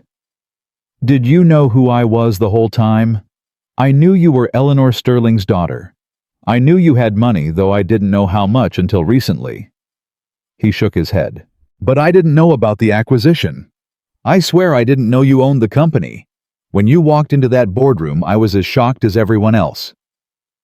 Why should I believe anything you say? You shouldn't. I'm a liar and a thief and a terrible human being. But I'm telling you the truth right now, because I have nothing left to lose. Sophia hung up the phone. She stood slowly, her legs unsteady beneath her. Ethan pressed his hand against the glass, his mouth moving in words she couldn't hear. She turned and walked away. Behind her, she heard him shouting her name, but she didn't look back. She walked through the security checkpoints, through the metal detectors, through the lobby, and out into the late afternoon sun. She made it to her car before the tears came. They weren't tears of sadness. They were tears of rage. Pure, burning, volcanic rage. Her entire marriage had been a lie. Every kiss, every touch, every whispered, "I love you." All of it was part of a revenge plot orchestrated by a bitter old man and executed by his pathetic son. And she had fallen for it, completely. She called Catherine from the car. "I need you to find something for me." "What is it?" "Any records of business dealings between Eleanor Sterling and Robert Blackwell, 30 years ago, real estate development in Brooklyn." Catherine was quiet for a moment.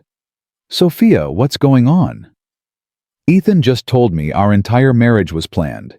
His father sent him to seduce me as revenge for something my mother supposedly did decades ago." "That's... my God. I need to know if it's true. I need to know what happened between them. I'll start digging immediately. But Sophia, even if it is true, it doesn't change anything. You're still the rightful heir. Your mother's business dealings don't affect your inheritance." "I know. But I need to understand. I need to know what my mother did that made this family hate us so much."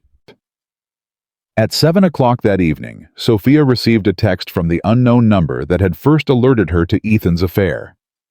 "I heard you visited him in jail today." She typed back, "How do you know that?" "I know a lot of things. I've been watching this family for a long time." "Who are you?" "Someone who wants to help you finish what you started." "What does that mean?" "There's more to uncover, more secrets, more lies. The Blackwells have been hiding things for decades, and Ethan's confession was just the beginning." Sophia stared at the message. "Tell me." "Not over text. We need to meet in person." "Why should I trust you?" "Because I'm the one who sent you the evidence of the affair.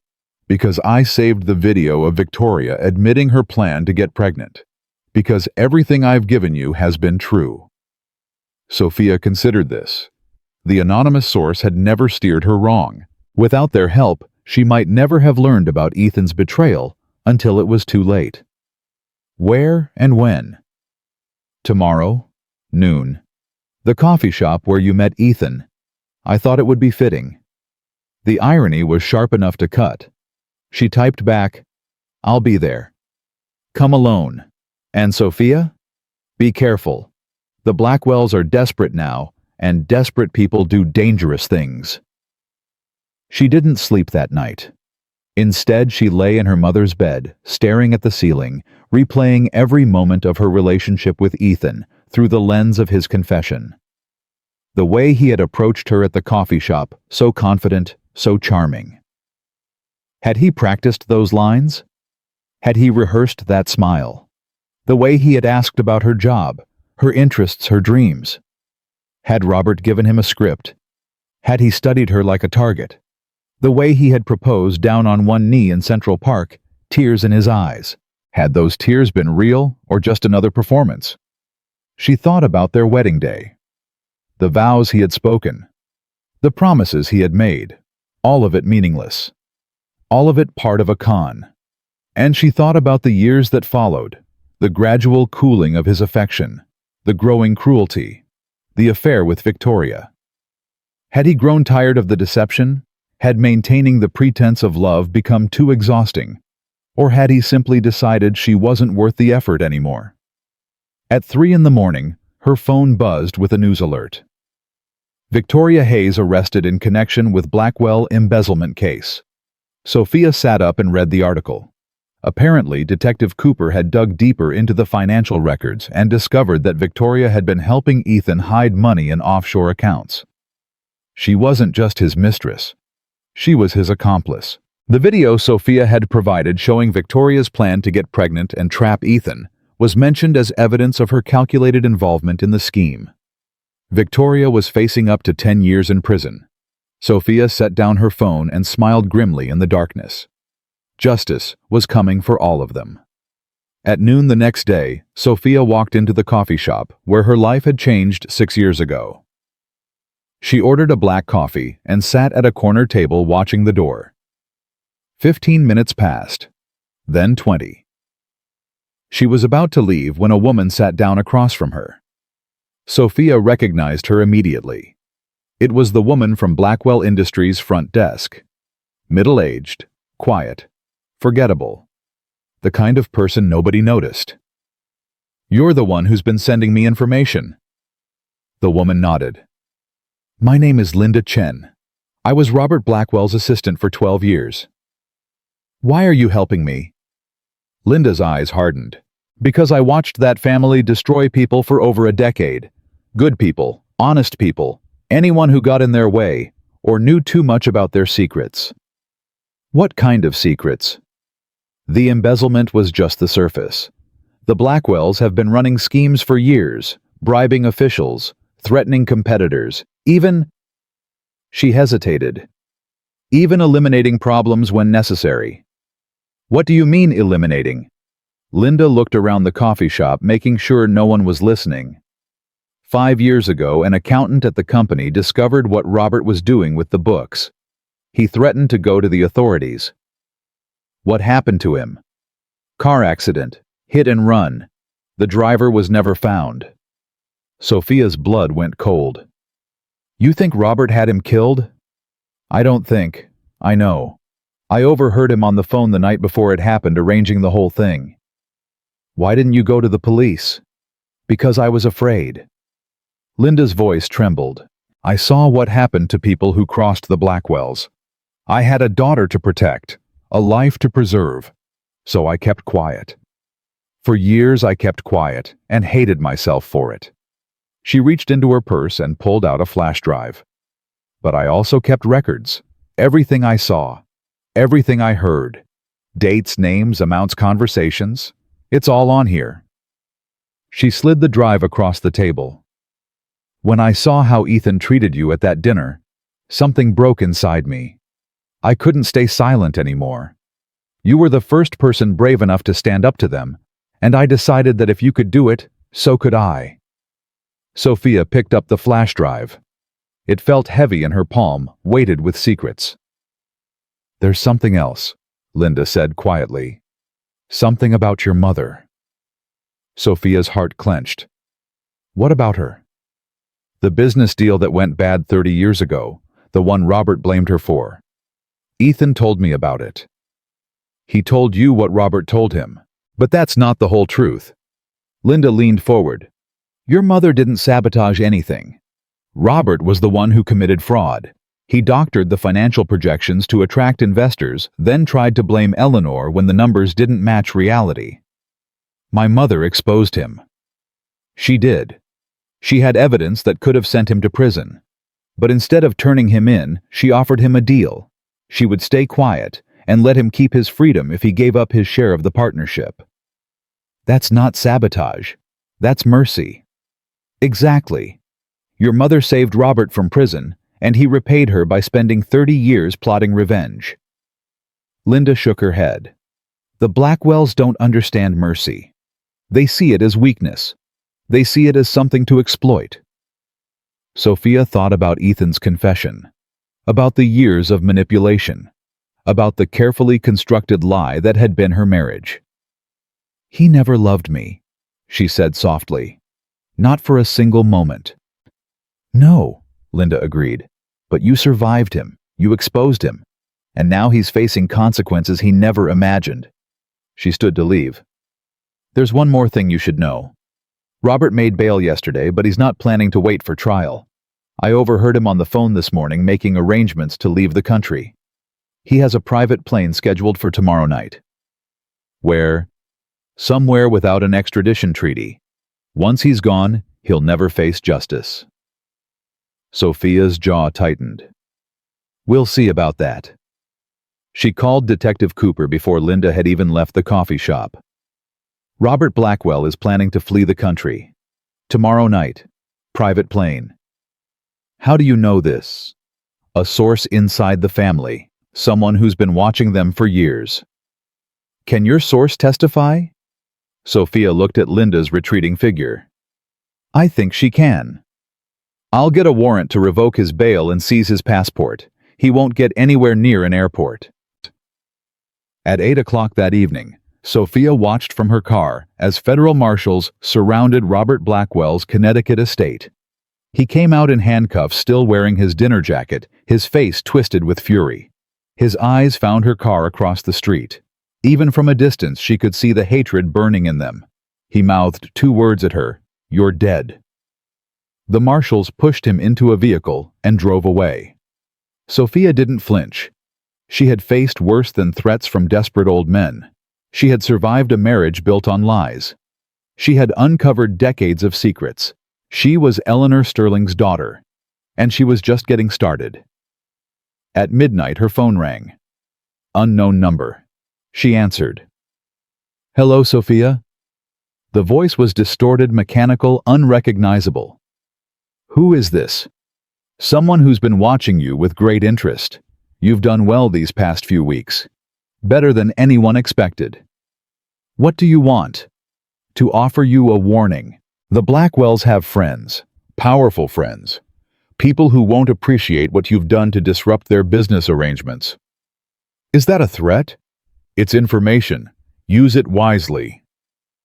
The line went dead. Sophia stared at her phone, her heart pounding. The Blackwells had friends, powerful friends. What had she stumbled into? She walked to her window and looked out at the city lights. Somewhere out there, people were plotting against her. People she didn't know, couldn't see, couldn't anticipate. But she wasn't afraid. Her mother had faced powerful enemies and won. Her mother had built an empire by being smarter, tougher, and more determined than anyone who tried to stop her. Sophia would do the same. Whatever was coming, she would be ready. The warning call haunted Sophia for 3 days. She hired security. She changed the locks on her penthouse. She varied her routes to work and never kept the same schedule twice. But no matter what precautions she took, she couldn't shake the feeling that unseen eyes were watching her every move. On the 4th day, the first attack came. It wasn't physical. It was worse. Sophia woke at 6 in the morning to find her phone exploding with notifications, news alerts, social media tags, missed calls from Catherine and half a dozen other contacts. She opened the first link and felt her stomach drop. Billionaire heiress accused of fraud. Former employees claim Sophia Sterling manipulated acquisition to destroy ex-husband. The article was filled with anonymous quotes from supposed insiders who claimed Sophia had known exactly what she was buying. They said she had targeted Blackwell Industries specifically to hurt Ethan. They said the marriage had been her con, not his. She played the innocent victim, one source claimed. But she was calculating everything from the beginning. She married him to get access to his family's company, then destroyed them all when she got bored. Sophia's hands shook as she scrolled through comment after comment, calling her a gold digger, a manipulator, a monster. Her phone rang. Catherine. Have you seen it? I'm looking at it right now. Who's behind this? I don't know yet, but the timing isn't coincidental. Robert's trial starts next week. Someone is trying to poison public opinion against you before you testify. Can we trace the source? I'm working on it. But, Sophia, there's something else. 3 of your board members called this morning. They're concerned about the negative publicity affecting the company's stock price. Are they asking me to step down? Catherine hesitated. Not yet, but the conversation is heading that direction. Sophia closed her eyes and took a deep breath. The Blackwells' powerful friends were making their move. Set up a meeting with the board for this afternoon. I'll address their concerns directly. Are you sure that's wise? Maybe we should wait until this blows over. It won't blow over. Whoever is doing this won't stop until I'm destroyed. The only way out is through. At 2 o'clock, Sophia walked into the Sterling Holdings boardroom. 8 faces stared back at her, most of them carefully, neutral, a few openly hostile. Gerald Morrison, the longest-serving board member, spoke first. Ms. Sterling, I think we can all agree that the past few weeks have been turbulent. That's one word for it. The media coverage has been damaging. Our stock dropped 4% this morning. Investors are nervous. Investors are always nervous. That's what makes them investors. Morrison's jaw tightened. This isn't a joke. The reputation of this company is at stake. The reputation of this company was built by my mother over 40 years. It survived recessions, market crashes, and hostile takeover attempts. It will survive some tabloid gossip. With respect, another board member interjected. This isn't just gossip. These are serious allegations about your conduct during the Blackwell acquisition. Allegations from anonymous sources with obvious connections to the defendants in an ongoing criminal case. Sophia leaned forward. Let me be very clear about what's happening here. Robert and Ethan Blackwell are facing prison sentences. Their only hope is to discredit me so thoroughly that no jury will believe my testimony. This media campaign is part of their legal strategy, nothing more. Even so, Morrison pressed, perhaps it would be better for the company if you stepped back from public-facing duties until the trial is over. You mean hide? I mean protect the company. Sophia stood slowly, placing both hands flat on the table. My mother built Sterling Holdings from nothing. She faced down hostile boards, corrupt competitors, and men who told her every day that she didn't belong in a boardroom. She never hid. She never stepped back, and neither will I. She looked around the table, meeting each pair of eyes. If any of you want to challenge my leadership, do it openly. Call a vote. Try to remove me. But don't ask me to slink away into the shadows because some anonymous coward planted stories in the press. The room was silent. Morrison cleared his throat. We're not trying to remove you, Ms. Sterling. We're simply expressing concern. Your concern is noted. Now, if there's nothing else, I have a company to run. She walked out without waiting for a response. In the hallway, Catherine was waiting. How did it go? They're scared. Someone is putting pressure on them behind the scenes. Who? I don't know yet, but I'm going to find out. That evening, Sophia received another call from the distorted voice. You handled the board well today, but that was just the first wave. Who are you? What do you want? I want to help you. Believe it or not, we have a common enemy. The Blackwells. The Blackwells are pawns. The real threat is much bigger. Then tell me who it is. Not yet. You're not ready. But soon I'll show you everything. The line went dead. Sophia threw her phone across the room in frustration. Games. Everyone was playing games with her. The next morning, Linda Chen called with urgent news. I found something. Something big. What is it? The shell company that Robert used to hide his embezzled funds. It's not just connected to him. It's connected to a network of companies across 6 states, politicians, judges, law enforcement. Are you saying Robert was bribing officials? Not just bribing. He was part of a network. A group of wealthy families who've been buying influence for decades. They call themselves the Foundation. Sophia's blood ran cold.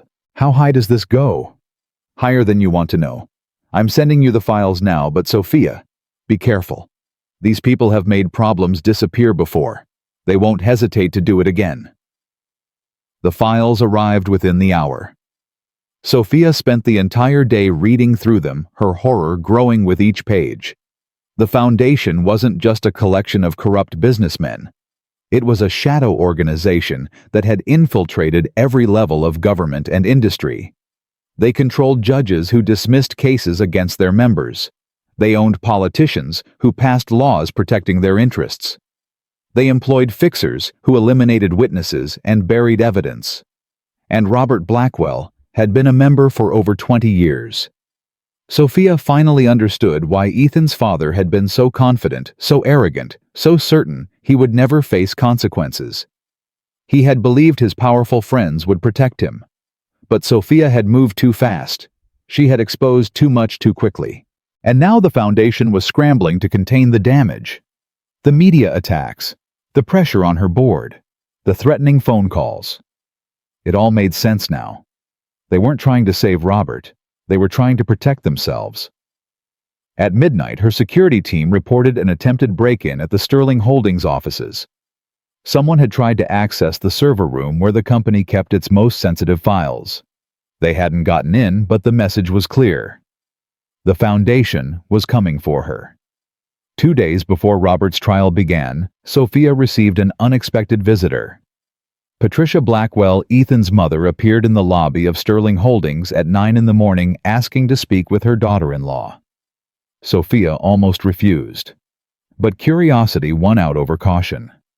You have 5 minutes. Patricia looked nothing like the cold, judgmental woman from the family dinner. Her face was drawn and pale.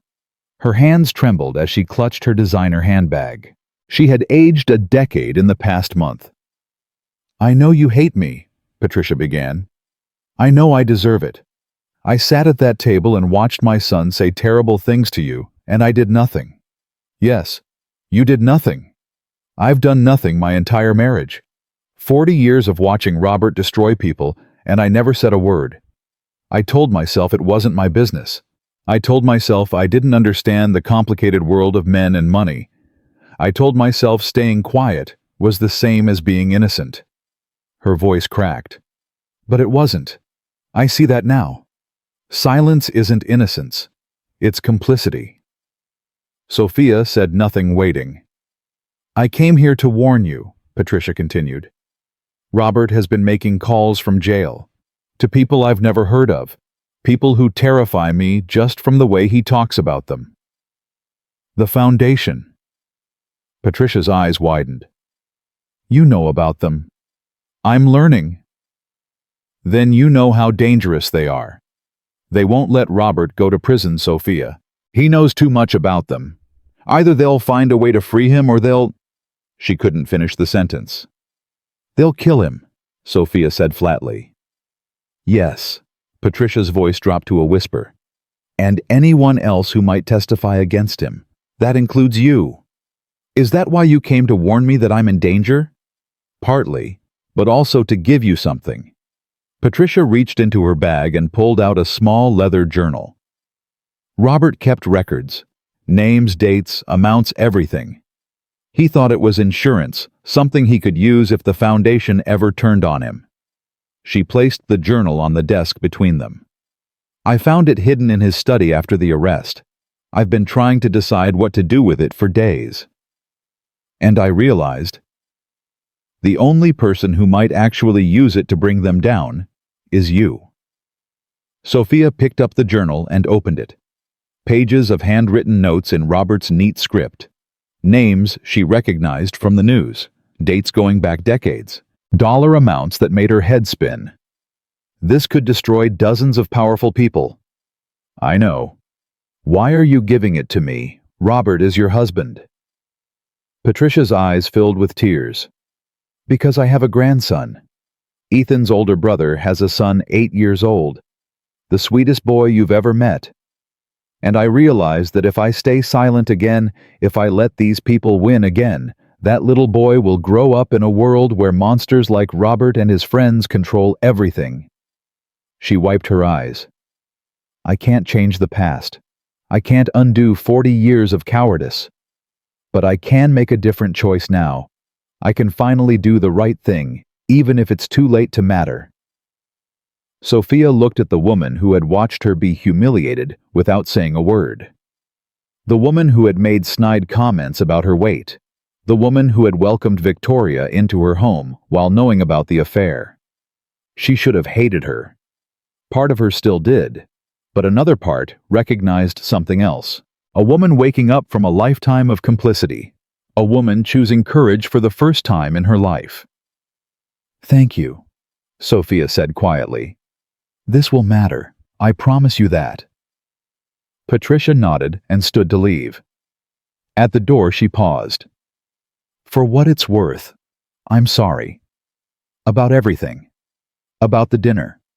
About the way we treated you. About the lies my son told. None of it was your fault, and all of it was unforgivable. You're right, it was unforgivable. Patricia flinched, but didn't argue. She simply walked out, leaving Sophia alone with a journal that could bring down an empire. The trial of Robert Blackwell began on a gray Tuesday morning. The courthouse was surrounded by reporters, cameras, and protesters holding signs with messages ranging from "Lock him up" to "Sterling is the real criminal." Sophia walked through the crowd with her head high, ignoring the shouted questions and the clicking cameras. Catherine flanked her on one side, her security team on the other. Inside the courtroom, Robert sat at the defense table, looking remarkably calm for a man facing 20 years in prison.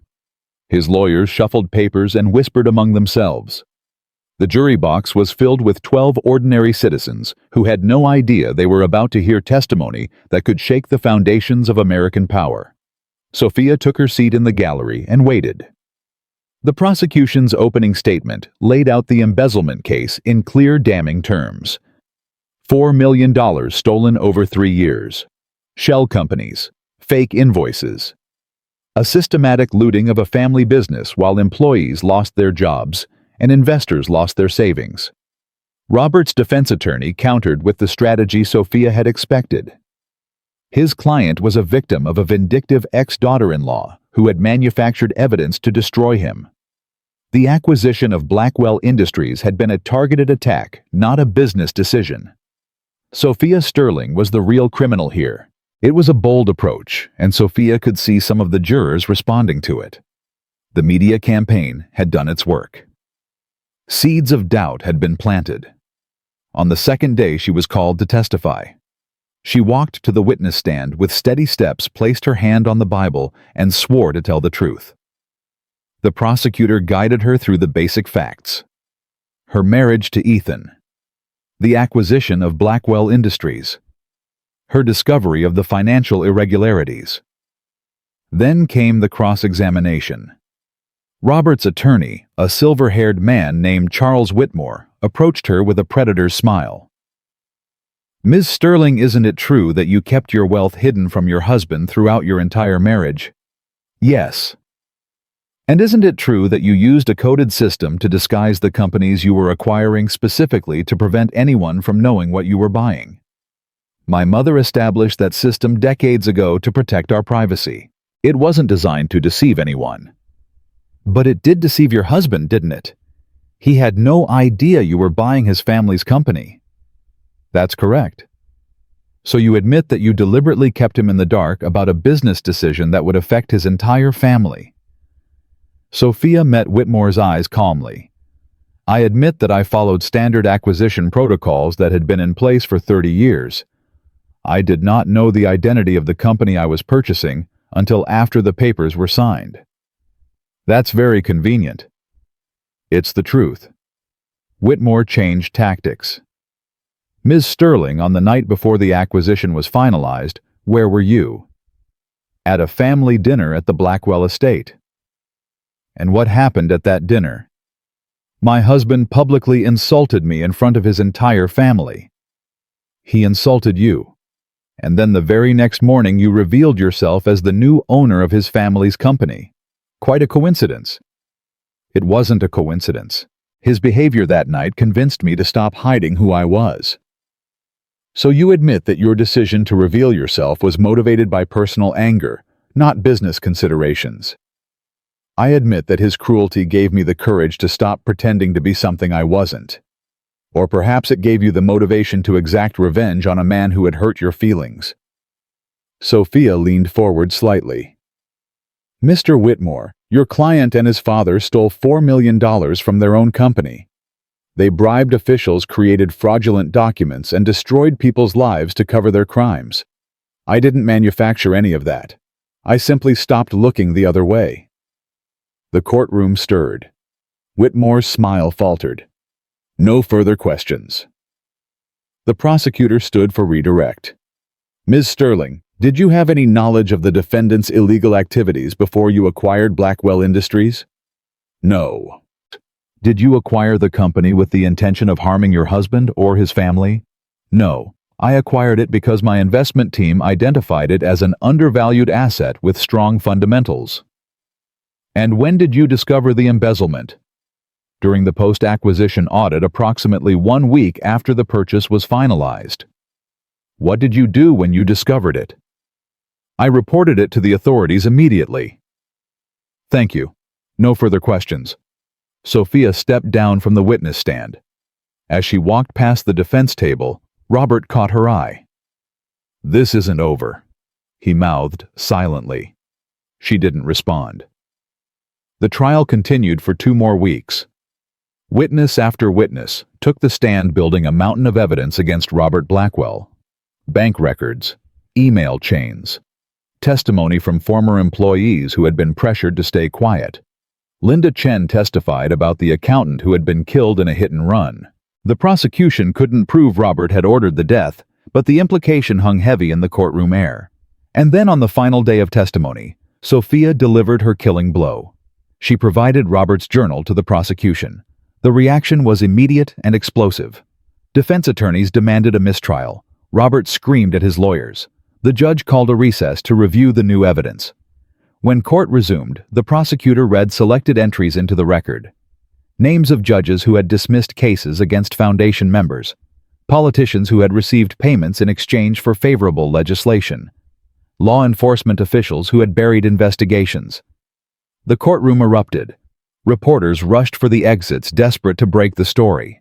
The jury stared at Robert with expressions of horrified disbelief. Charles Whitmore approached the bench and requested permission to withdraw from the case. His request was denied. The jury deliberated for less than 4 hours.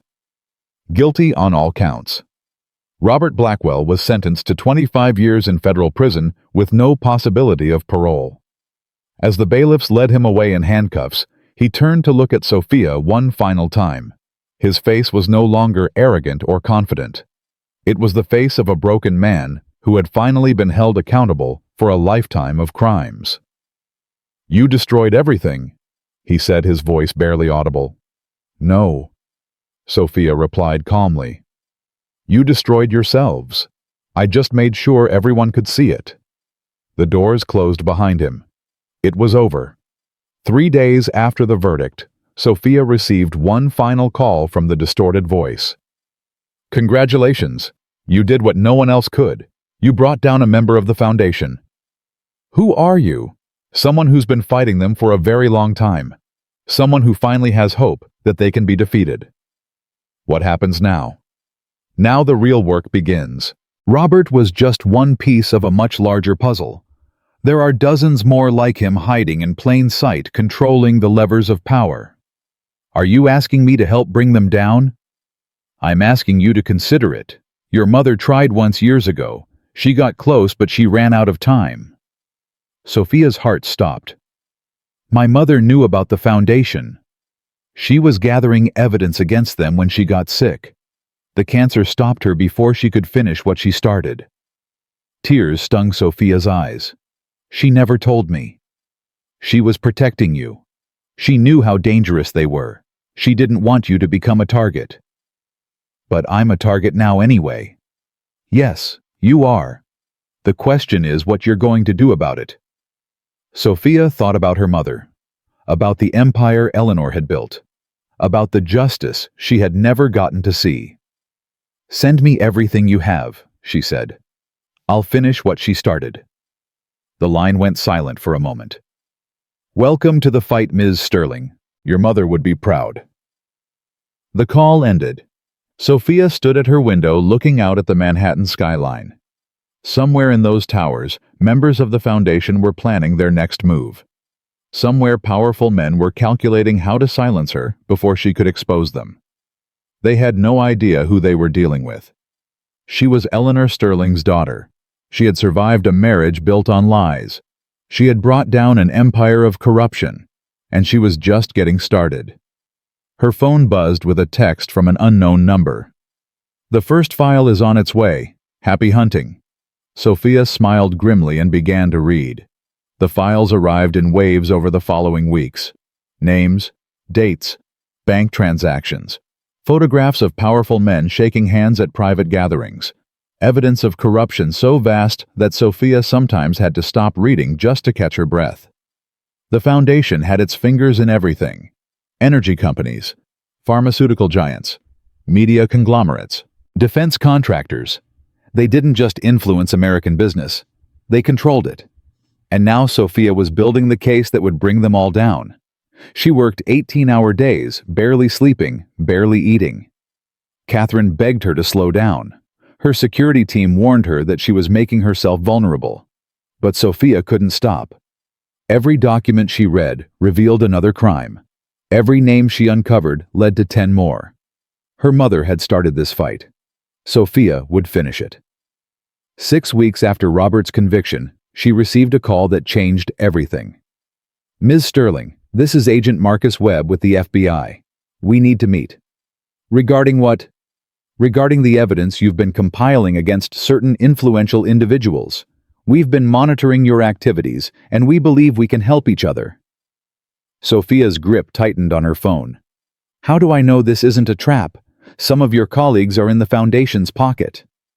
You don't, but I can tell you this. I've spent 15 years trying to build a case against these people. 15 years watching them buy their way out of every investigation. You've gathered more actionable evidence in 6 weeks than I've collected in my entire career. Why should I trust you? Because I'm the one who's been calling you. The distorted voice, the anonymous tips. That was me. Sophia's heart stopped. You're FBI. I am. And I've been waiting for someone like you for a very long time. They met at a secure location the following day.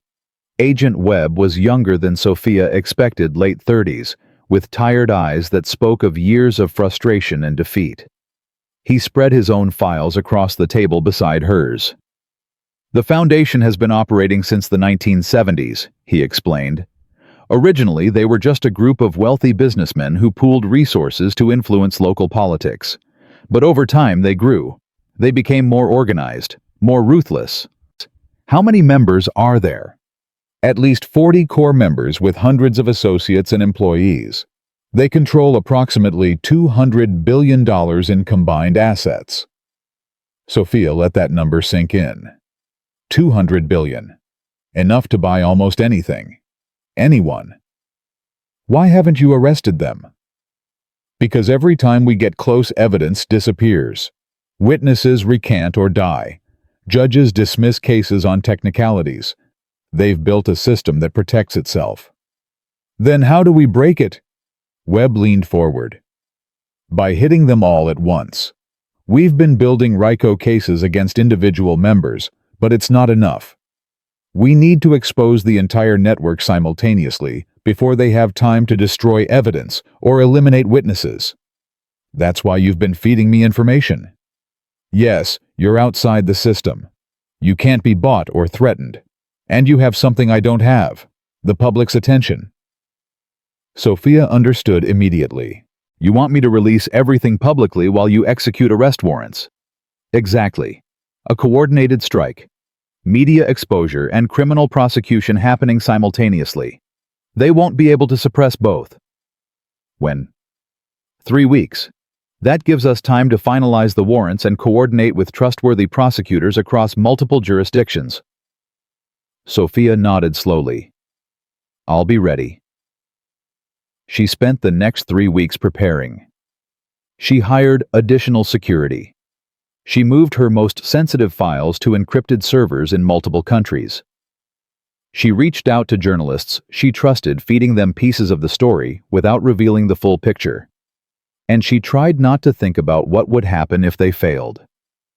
The night before the coordinated strike, she received an unexpected visitor.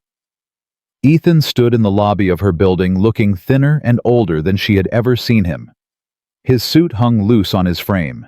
His eyes were red-rimmed and desperate. Please, he said when she stepped out of the elevator. I just need 5 minutes. How did you get past security? I told them I was your husband. Technically, the divorce isn't finalized yet. Sophia considered calling the guards, but something in his expression stopped her. He didn't look angry or threatening. He looked broken. 5 minutes, she said. That's all? They sat in the building's empty conference room, facing each other across a polished table. I'm dying, Ethan said without preamble. Sophia blinked. What? Pancreatic cancer. They found it 2 weeks ago, stage 4. The doctors give me 6 months, maybe less. She searched his face for signs of a lie. She found none. I'm sorry, she said, and meant it despite everything. I didn't come here for sympathy. Ethan's voice was flat, drained of its former arrogance.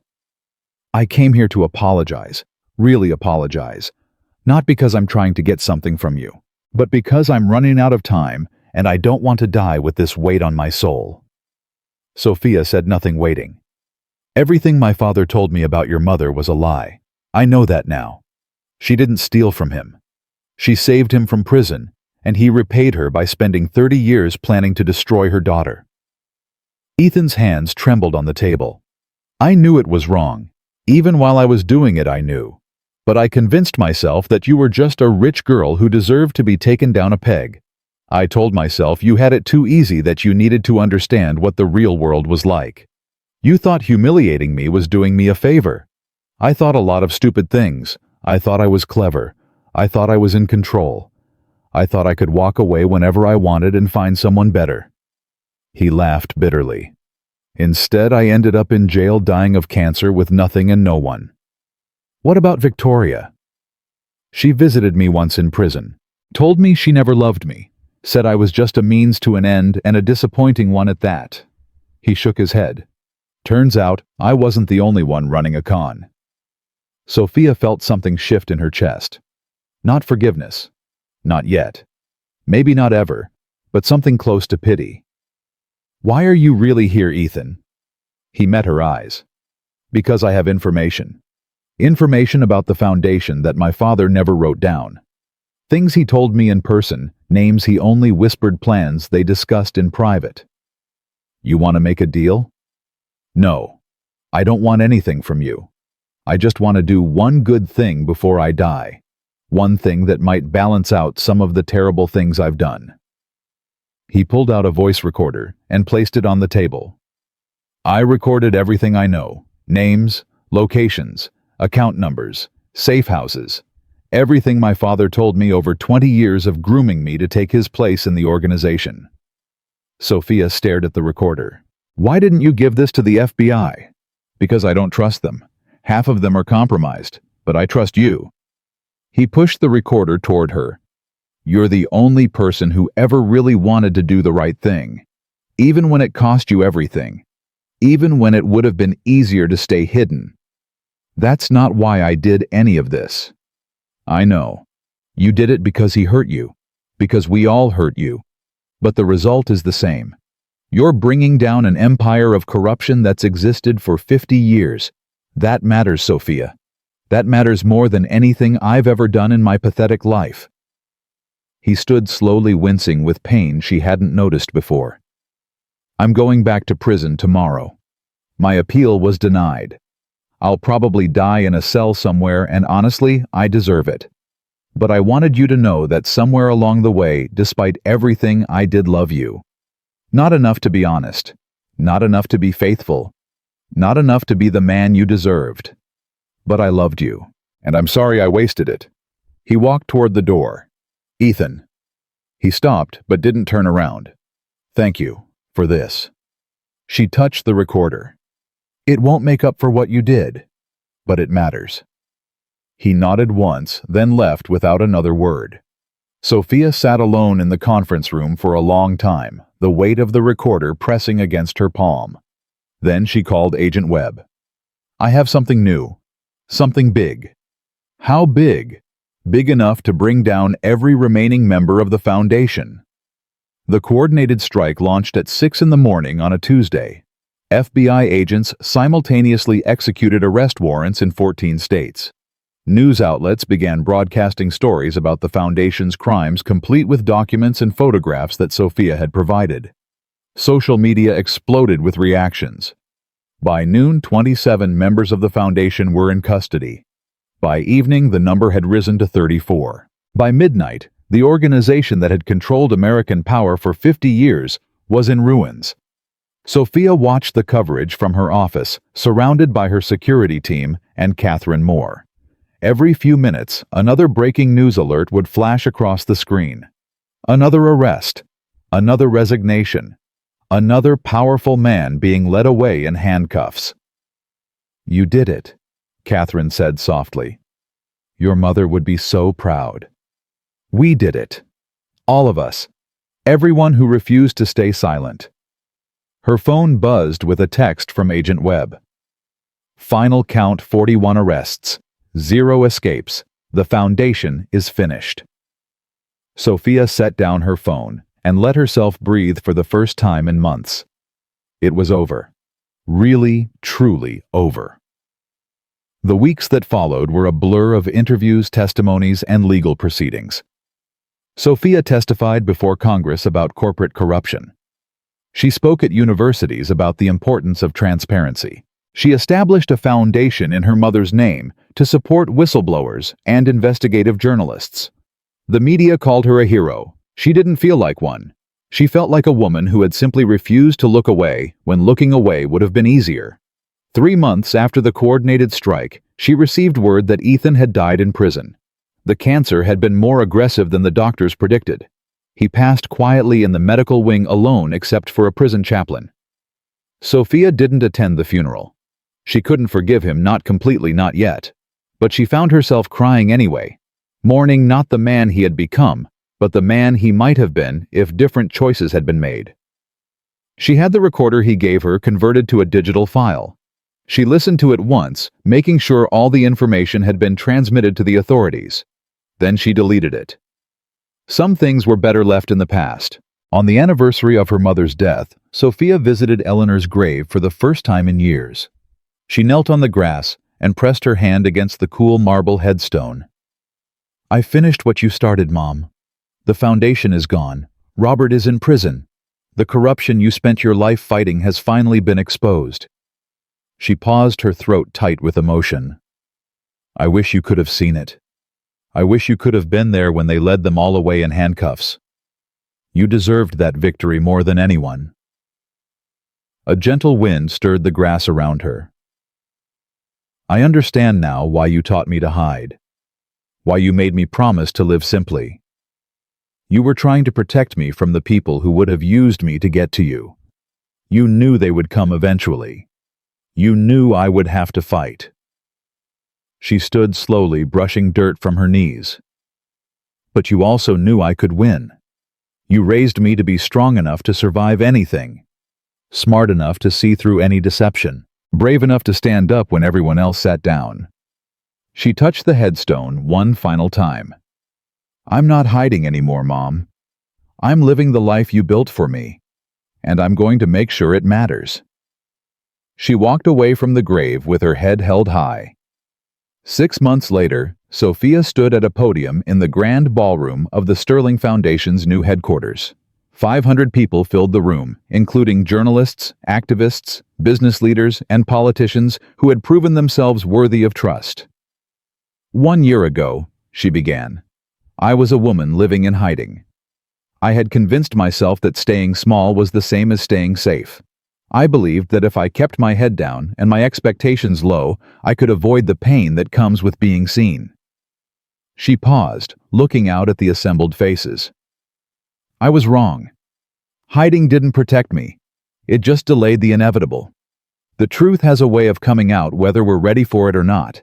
The only choice we really have is whether we face it on our own terms or let it ambush us when we're at our weakest. She thought about the dinner table where Ethan had humiliated her, the boardroom where she had revealed herself, the courtroom where Robert had been convicted, the countless moments of fear and doubt and determination that had led her to this podium. My mother used to say that power isn't for showing off. It's for protecting what matters. For most of my life, I thought that meant staying invisible, keeping my fortune hidden, making myself small so no one would see me as a threat. Her voice grew stronger. But I've learned that true power isn't about hiding. It's about standing up when everyone expects you to sit down. It's about speaking truth when lies are easier. It's about refusing to be defined by what other people think you should be. She looked directly into the cameras, broadcasting her speech to millions.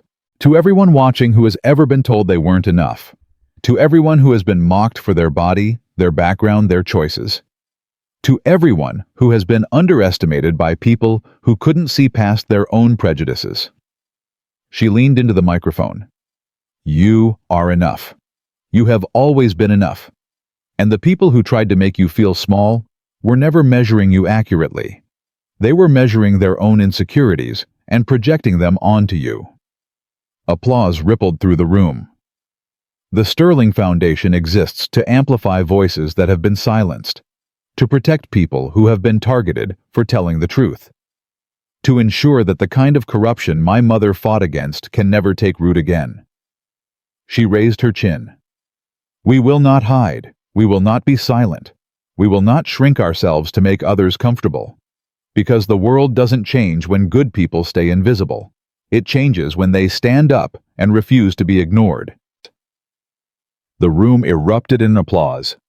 Sophia stepped back from the podium, her heart pounding with something that felt like freedom. After the speech, Catherine found her in a quiet corner of the ballroom. Your mother would have cried watching that. She never cried. She cried exactly once that I saw. The day you were born. She held you in her arms and said, "This one is going to change the world." Sophia felt tears prick her own eyes. She changed it first. And you finished what she started. That's what family does. We carry each other's dreams across the finish line. Linda Chen approached them looking nervous but proud. She had testified against Robert and the foundation, and her courage had inspired dozens of other witnesses to come forward. Ms. Sterling, I just wanted to thank you again for believing me, for using the information I gave you to actually make a difference. You're the one who took the risk. I just followed through. My daughter got accepted to Columbia. Linda's eyes shone. Full scholarship. She's going to study journalism. She says she wants to expose corruption just like you did.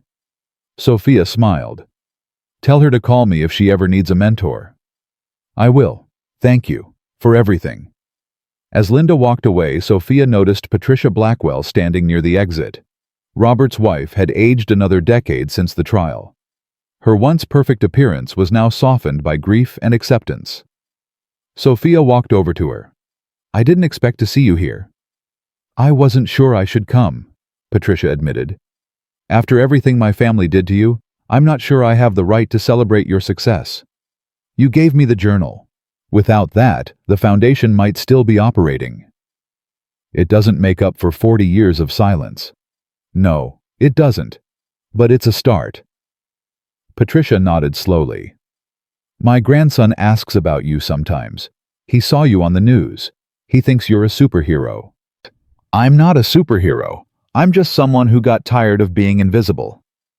That's exactly what a superhero would say. They shared a small smile, two women connected by pain and loss and the fragile possibility of redemption. Later that night, Sophia stood alone at the window of her mother's penthouse, looking out at the city that had tried to break her. The lights of Manhattan sparkled like diamonds scattered across black velvet. Her phone buzzed with a message from an unknown number. She smiled, recognizing the encryption pattern. "Congratulations on the speech. You've become the leader the world needs." She typed back. "I had help. From a mysterious FBI agent who believed in me when no one else did. I believed in your mother first. You just proved that her faith wasn't misplaced.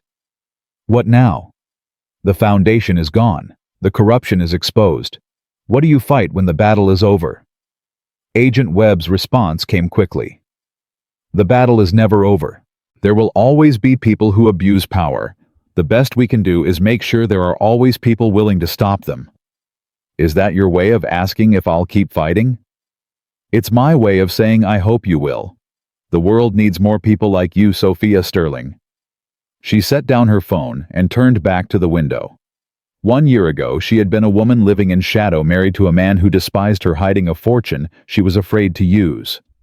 She had believed that staying small was the price of staying safe. Now she understood the truth her mother had tried to teach her all along. Safety was an illusion. The only real security came from being strong enough to face whatever came. From building something that mattered. From refusing to let fear dictate the boundaries of her life.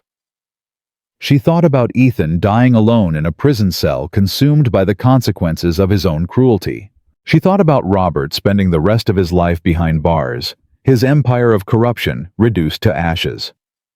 She thought about Victoria, disgraced and unemployed, her plans for a wealthy future destroyed by her own greed.